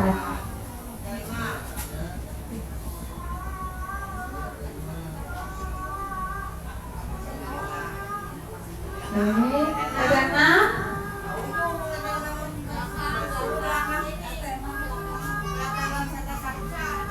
Berarti panjang gitu ya.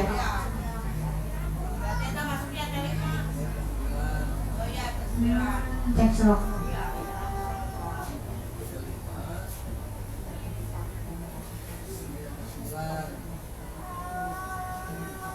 Atas sana. Nah itu.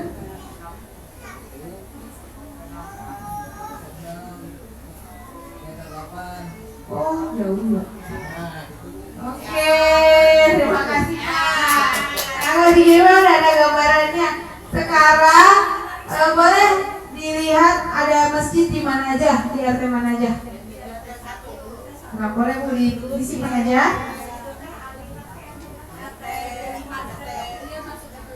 Ada 5.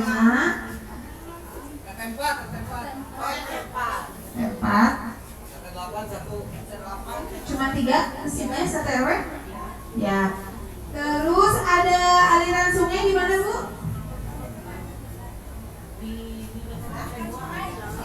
Selokan. Ya, boleh. Oh, bisa. Boleh di satu-satu aja.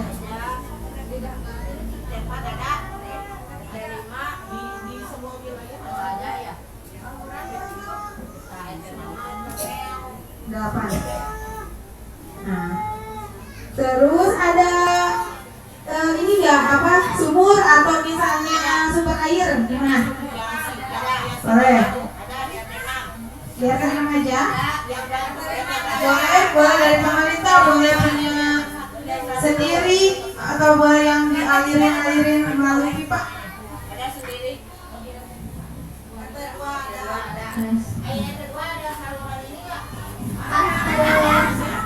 Kan tadi rata-rata airnya pada beli ya Bu ya. Nah, misalkan rumah tersebut yang mengalirkan air, yang menjual air, nah boleh disimpan gitu.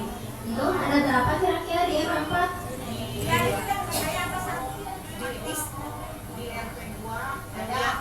Yang air sibernya dijual gitu. Betul. Berarti ada berapa gitu? Boleh yang dari pemerintah boleh, yang pribadi boleh.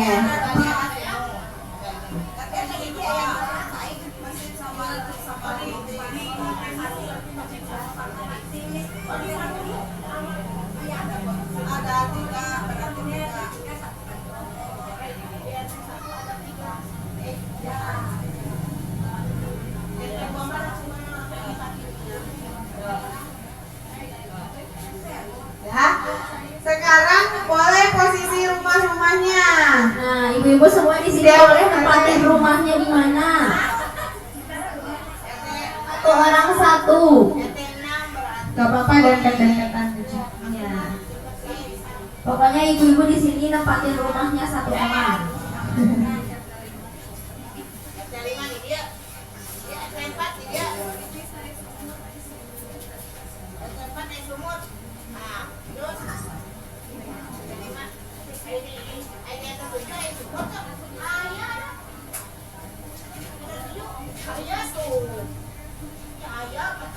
Nah, Bu, di sini ada yang punya septic tank? Siapa yang punya septic tank? Kemana? Kenapa? Dari punya septic tank? Bukan yang dari pemerintah, cuma dipakai ada 8 orang dipakai 3 Oh. Jadi karena orang lain yang penting ada 3 Tiga kakak. Tiga kakak. Ayo ibu-ibu yang Yang punya septic tank? yang di belakang boleh tempelin Tempelin rumahnya. Yang punya septic tank?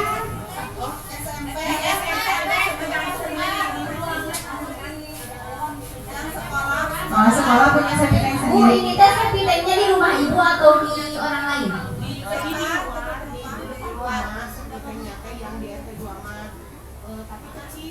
Nah, jadi yang nempatin septic tank itu yang punya sendiri, yang punya di rumahnya aja. Kalau misalkan di tempat lainnya jangan ditempatin kalau misalnya di sekolah gitu.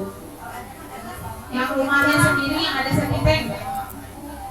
Ya udah berarti sekarang yang nggak punya septic tank. Hah? Bu, ayo sini bu. Ini tempelin rumahnya Bu di mana? Kenapa? Sok katanya rumahnya. Kalau masih ada rumahnya. Rumahnya ditempelin di sebelah mana? Gak apa-apa, dapetin. So, tempelin rumahnya Bu di mana? Di RT berapa? Ditempelin.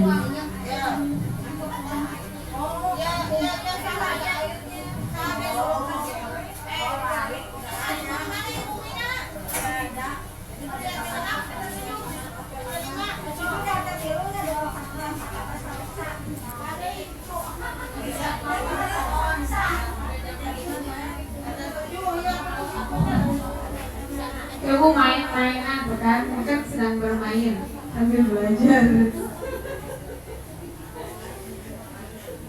Nah, yuk tempelin rumahnya. Iya ya.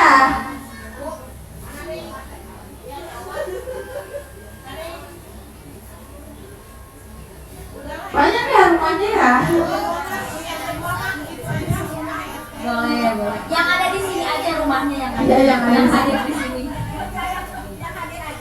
Iya, yang ada di sini. Hadir aja. Iya, yang hadir aja. Dah. Sekarang Sekarang kita punya. gini Bu, saya mau tanya dulu, sepita yang di sini teh ini punya siapa nih yang punya sepita di sini? Nah, SMP diambil dulu ya. Yang ini punya siapa?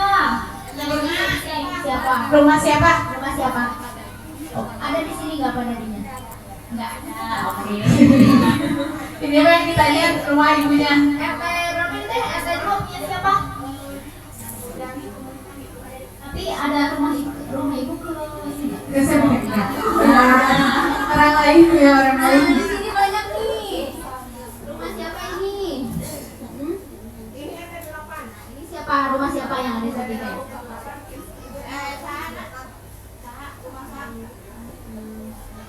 Yang nyimpen rumah di situ siapa? Ada orang nggak di sini? Nggak ada. Ini nggak ada semua Bu. Ini?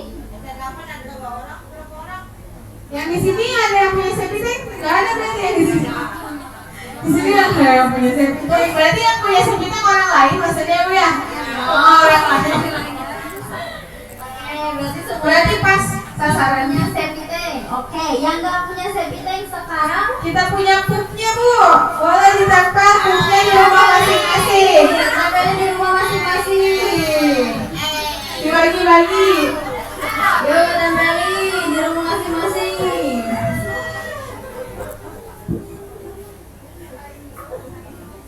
Boleh bagi kecil-kecilnya. Apakah pupnya sama kayak pup yang ibu biasa ada? Sama kayaknya pupnya berdarah, disentri. Salah itu. Kenapa teh? Oh berarti pakai sepitanya. Itu berapa kakak Bu Ini yang di kontrakan. kontrakannya? Banyak ya berarti. Ah itu mah sepitanya nggak usah pakai pupnya Bu. Soalnya kan udah sehat ya. Jadi pupnya diambil. Nah, Tiga pupnya yang rumah yang nggak ada septic tanknya. cina Bu. Padahal itu mah mainan dah. Ini Bu, bentar.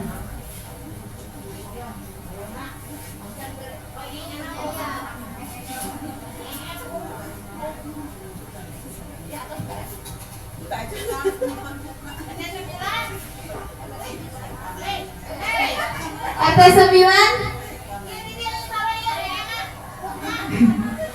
pupnya cina. Emang di sini paling luas RT 8 Bu.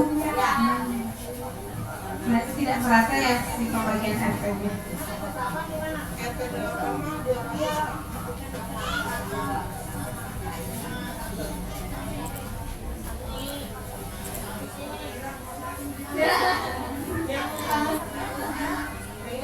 Saya mau simpen teh. Disimpan. Ya. Nah, itu tuh sama lagi tuh ada tuh. Tuh yang ada rumahnya. Tempelin. Ya. Ya, pinter. Tuh kan ini permainan anak-anak.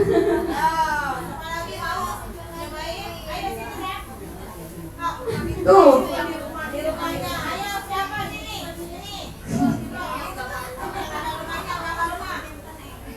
Banyak ya pupnya deh. Mau mencoba? Gak mau, jijik sudah Bu. Ih, jagoan. Ya, ini selain belajar juga mengasuh anak. Nah, oke. Oke.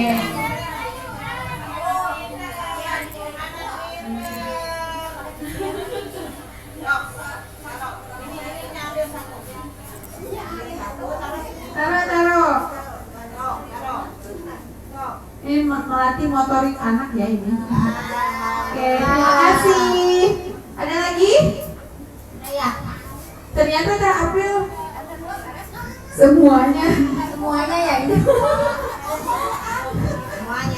semuanya. Ini tuh Bu, semuanya itu dekat susukan. Oh. Ada salurannya. Tapi ini tuh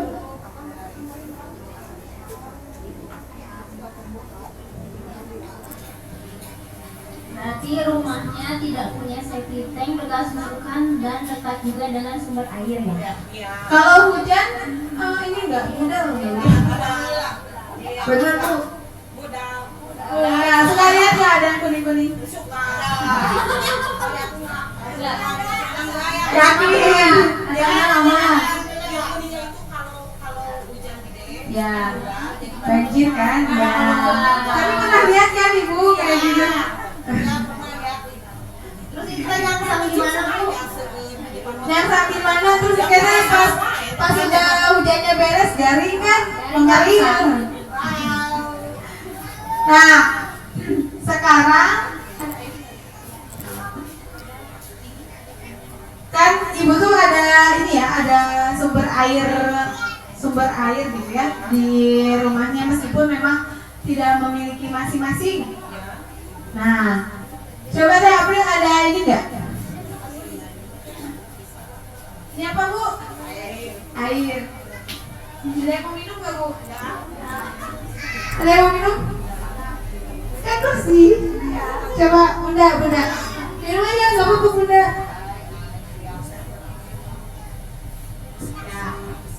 Gimana rasanya Bu? Segar Bu, segar. Segar. Ya, segar. Sekarang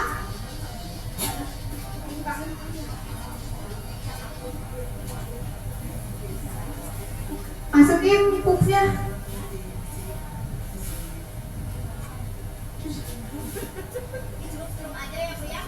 Masukin dulu aja.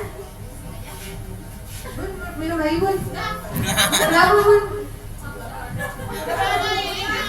Udah ada pupnya nggak mau diminum. Coba Kalau lagi ambil pupnya.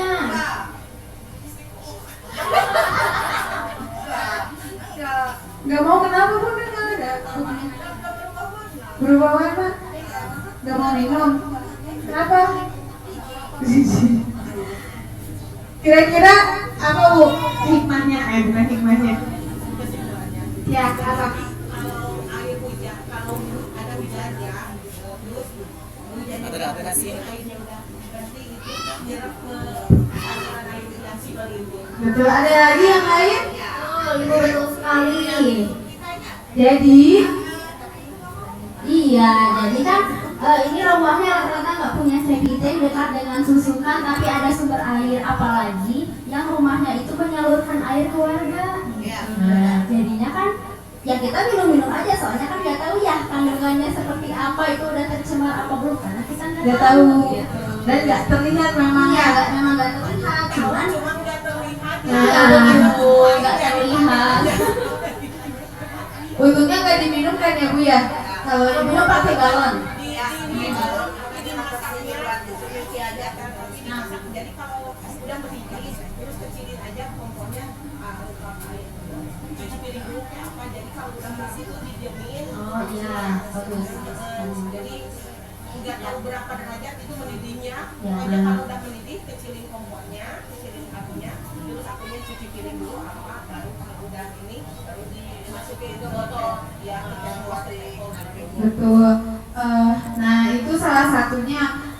Tapi Bu kalau misalnya dia hujan, kemudian nanti kan kemarau, itu kan biasanya si kotoran itu bakalan mengering.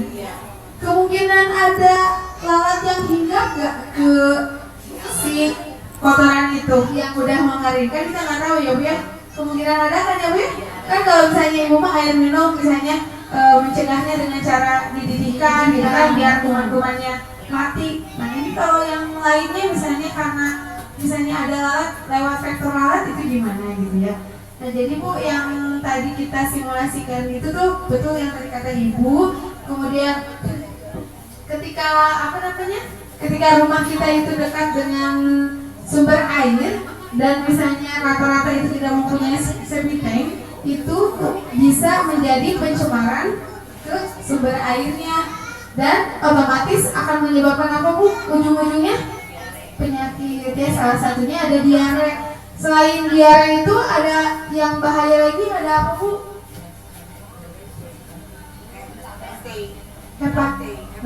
Hepatitis B bisa kan, itu yang melalui tinja salah satunya. Itu kan sangat berbahaya banget, makanya kalau misalnya ada yang kena hepatitis, kalau misalnya satu yang tertular bisa yang lain juga tertular, seperti itu. Nah, Ibu kalau misalkan untuk masak pakai air apa? Air galon. Air galonnya beli di mana? Di Biru. Bagus. Ada yang ini nggak pakai air bersih buat masak? Buat nyuci sayur misalkan, Pakai air buat masak gitu, ada nggak? Kalau udah dari Sibel itu Dari Sibel. Tapi sebelumnya udah disaring apa gimana atau langsung aja? Disaring dulu. Tampar dulu. Pada saat ditampar itu ada ininya nggak? Ada. filternya. Gitu. Kayak putih-putih gitu ya. Nah, betul. Bu kalau misalnya rata-rata di sini air galonnya kemana? Belinya? Selain ke Biru, kalau ke Biru kan udah jelas ya, udah diperiksa juga, hasilnya bagus. Kalau biru aman ya Bu ya. paling ganti galon, yang ganti galon yang di sini ada. Yang di Belum berarti ya belum diperiksa ya? belum diperiksa kalau misalkan di situ, cuman kan kita juga harus lebih hati-hati ya Bu ya, kadang kita udah beli di depot, udah beli di galon, tapi ternyata dari depotnya pun ternyata ada bakterinya gitu. Jadi disarankan sih kalau misalnya beli ke depot biasa gitu, tetap digodogin lagi gitu. Atau kalau masuk dispenser kan biasanya ada yang panasnya ya Bu ya. Nah, ya itu lebih aman gitu. Tapi kalau misalkan air biru itu udah dicek, alhamdulillah sih aman, nggak ada bakterinya gitu. Cuma kan katanya harganya lebih mahal ya. Lebih mahal dikit ya, 8.000. Nah, Bu sekarang pengen tahu nih Bu ya,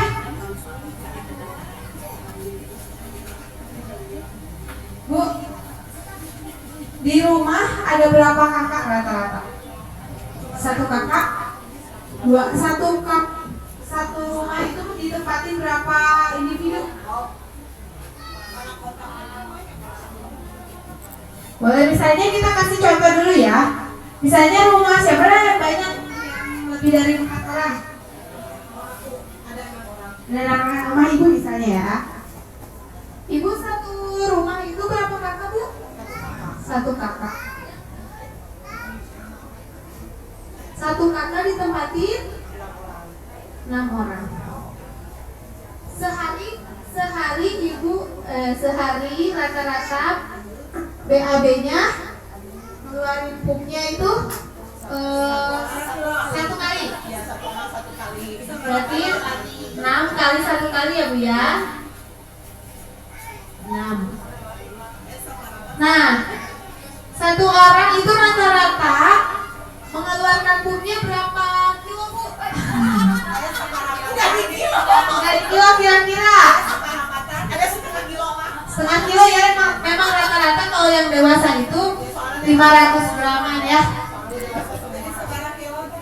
Kali 500 gram. 6 kali 500 gram itu 3000 gram. 3000 gram itu adalah 3 kilo.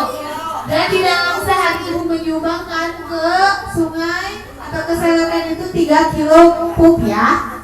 Sekarang kali 1 bulan 30 hari lah ya, kali 3 kilo berarti 90 kilo pup ya bu ya.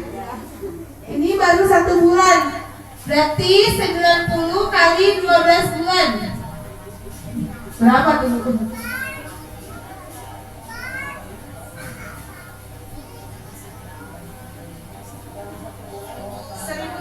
Ya, 1080 kilo. Berarti ini kan 1 ton ya. 1 ton 80 kilo. Berarti ibu dalam setahun menyumbangkan si pupnya itu 1 ton 80 kilo. Kebayang gak bu? Berapa kakak di RW 4? Banyak banget, berarti udah nyumbang mencemari lingkungan ya? Kalau kayak gitu, ibu pengennya apa?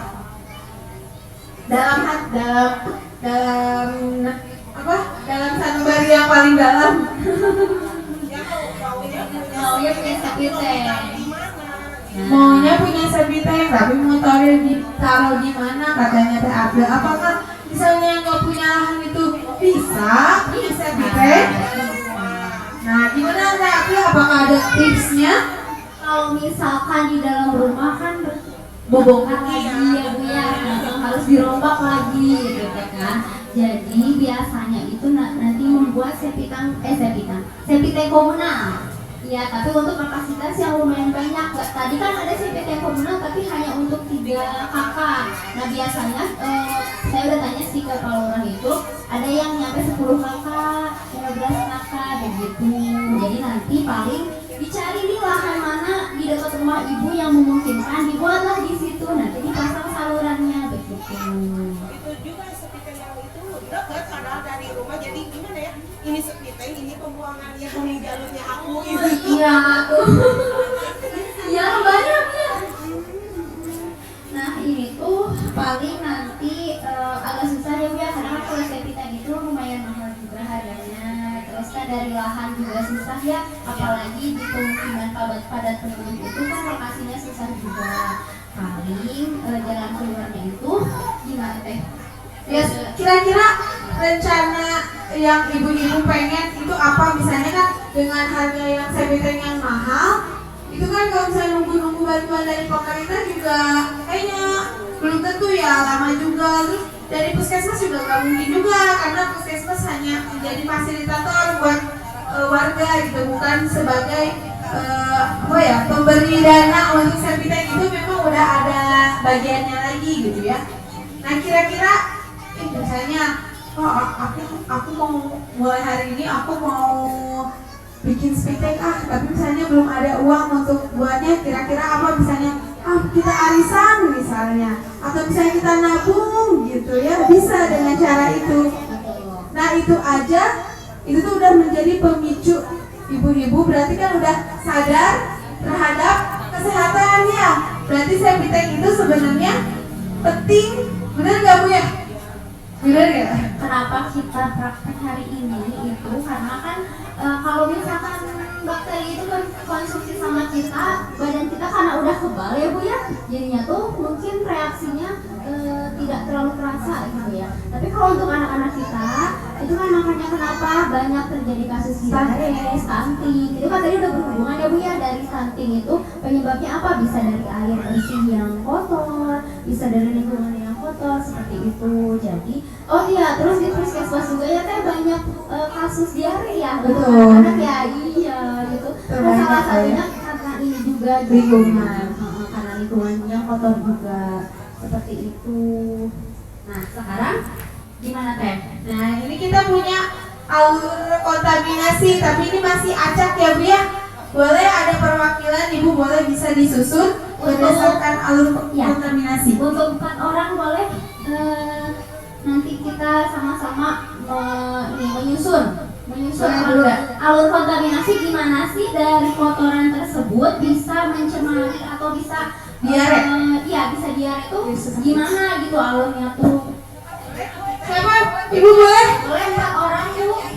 Ini ada panah-panah sama ada gambar-gambarnya, boleh disusun dimulai dari gimana awal mulanya terkontaminasi. Boleh. Mau di sini apa di mana? Boleh di situ juga. Dikumpulin dulu nih ininya. Ya. Boleh. Itu ada panah-panahnya Bu. Ya mananya. Dari mulai mana si lalat ini bisa mengkontaminasi makanan terus jadi penyakit gitu.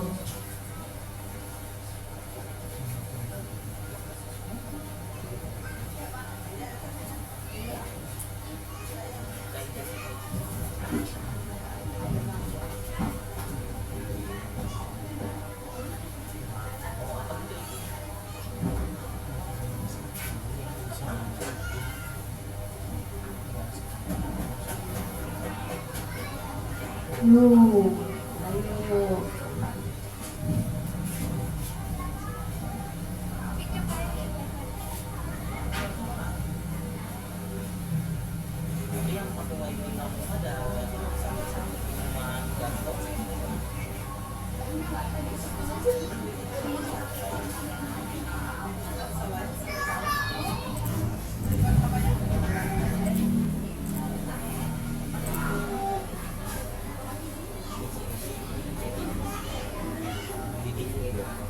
Udah Bu? Ada yang udah beres? Ada yang bisa menjelaskan alur kontaminasinya? Udah beres? Ibu udah beres ya? Mau ngejelasin bagaimana alur kontaminasinya? Dimulai dari apa dulu gitu?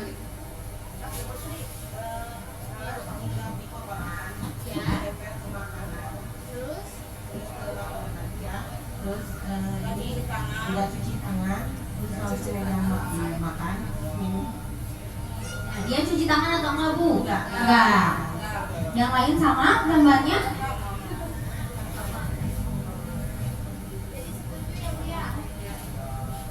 Alurnya mulai dari lalat yang hinggap ke makanan, kemudian oh iya lalatnya dianya udah hinggap di kotoran, berarti dia udah bawa kotorannya ya, pupnya ya. Kemudian dia hinggap di makanan, dari makanan itu dimakan sama manusia, apalagi si manusianya nggak cuci tangan, dia lebih parah lagi. Kemudian dia makan dan itu menyebabkan sakit jika memang daya tahan tubuhnya tidak bagus ya. Ya itu udah betul banget ya Bu ya, alur kontaminasi. Berarti di sini udah paham ya Bu ya bagaimana alur kontaminasi mulai dari lalat hingga ke si kotoran itu. Ya. Nah jadi tadi rencana tindak lanjutnya ibu-ibu, bapak-bapak setuju ya? Mau mengusahakan untuk membuat septic tank. Karena septic tank itu penting. Dan stunting itu penting juga. Iya. Kenapa? Siapa tahu kan sekarang karena udah tahu, mungkin di rumah, aduh jadi kepikiran gitu, kemana tuh abi minumnya jadi asa-asa gitu ya. Nah nanti mungkin kedepannya ibu-ibu ada pemikiran untuk membuat sertifikat juga sudah alhamdulillah ibu ya ada niatan. Mungkin dari minum juga nanti belinya yang berkualitas ya. Kita dari Puskesmas hanya membantu sharing aja gitu bahwa Septic ini tuh penting dan ini tuh bukan tanggung jawab Puskesmas atau pemerintah aja, tapi ini tanggung jawab kita bersama ya Bu ya. Karena kalau cuma yang kerjanya Puskesmas atau DLHK atau bagian PUPR kayak gitu-gitu gak akan bisa jalan kalau ibu-ibunya juga gak mau bikin septic tank. Misalnya ada bantuan dari pemerintah tapi ibu-ibunya menolak, karena itu juga gak bisa kalau nggak didukung kayak gitu kan gak akan semuanya terrealisasi gitu ya. Jadi diharapkan nanti kedepannya mudah-mudahan ada bantuan, mudah-mudahan ibu-ibunya di sini diberikan rezeki yang melimpah jadi bisa bikin sendiri ya Bu ya. Itu aja. Paling nanti kita juga tidak janji tapi bantu mengusahakan. Siapa tahu kan nanti saya ngobrol sama Pak Lurah sama Pak Andri juga katanya mau ada pembangunan di setiap RW, cuma untuk lokasinya belum tahu di mana gitu. Apakah di RT 1, apakah di RT berapa gitu. Terus nanti juga kan suka ada pertemuan gitu ya Bu ya, musrembang. Nanti kan bisa disampaikan juga gitu kan ke Pak RW juga, dari Pak RW nanti kan naik ke Pak Lurah, ke Pak Camat dan segala macam. Nanti bisa dibantu juga dikomunikasikan begitu. Yang penting ibu-ibu di sini sudah mau gitu, sudah mau. Nanti kalau misalnya benar kata Teh Alia, kalau misalnya di sana nanti ada pembangunan, nanti kita bersedia gitu gotong royong bersama seperti itu. Setuju ya Bu ya? Nah, untuk tadi karena ibu-ibunya udah setuju, kita akan mengadakan penggalangan komitmen bersama di RW 4 Kelurahan Sukahaji. Nanti bisa dibantu sama Pak RW ya. Tenang, ini bukan perjanjian apapun, tapi ini komitmen bersama biar selalu diingat ya.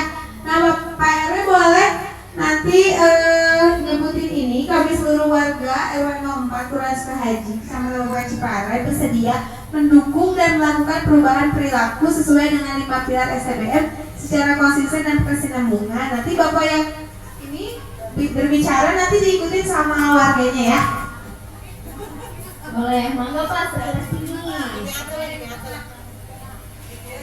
Ya. Ibu-ibu diikuti ya. Ibu, punten Ibu. Ibu sebelah sini Bu. Ya, kami seluruh warga Kelurahan Sukahaji, Kecamatan Babakan Ciparai,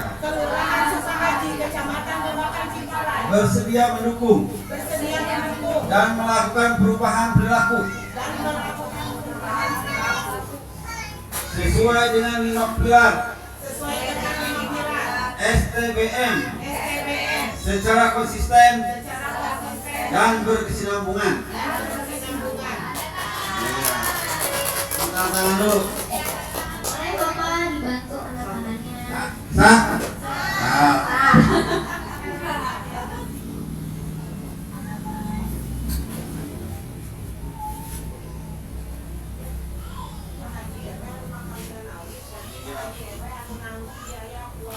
Wih, mantap. Ide yang bagus Bu. RW 4. Ya. Oke. Lanjutkan. Kalau Pak RT-nya ada atau Ibu RT? Ibu RT? Satu dulu. Oh ada? Ada satu boleh.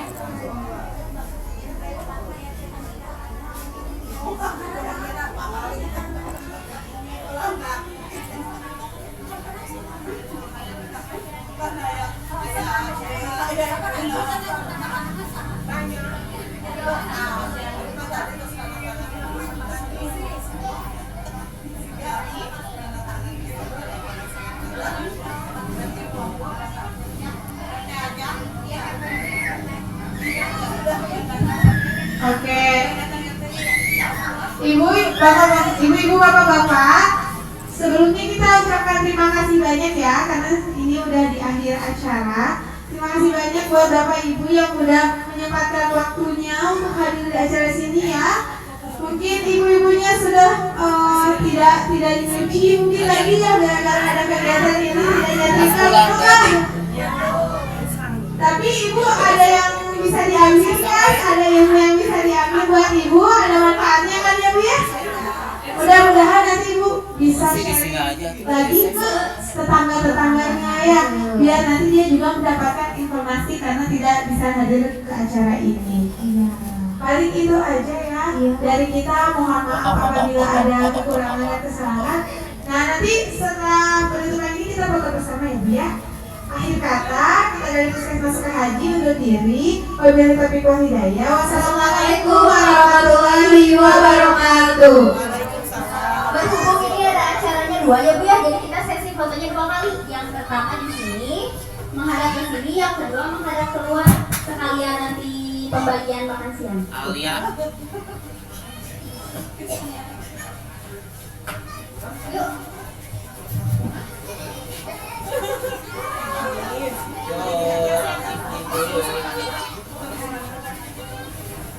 Itu pek ini lah dong. Ini maksudnya apa? Apa ini? Amalin.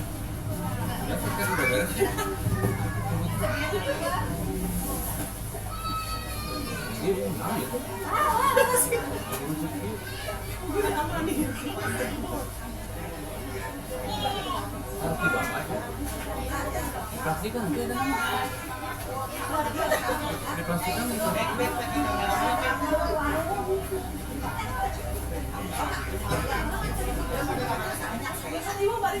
ada posisi tandukan.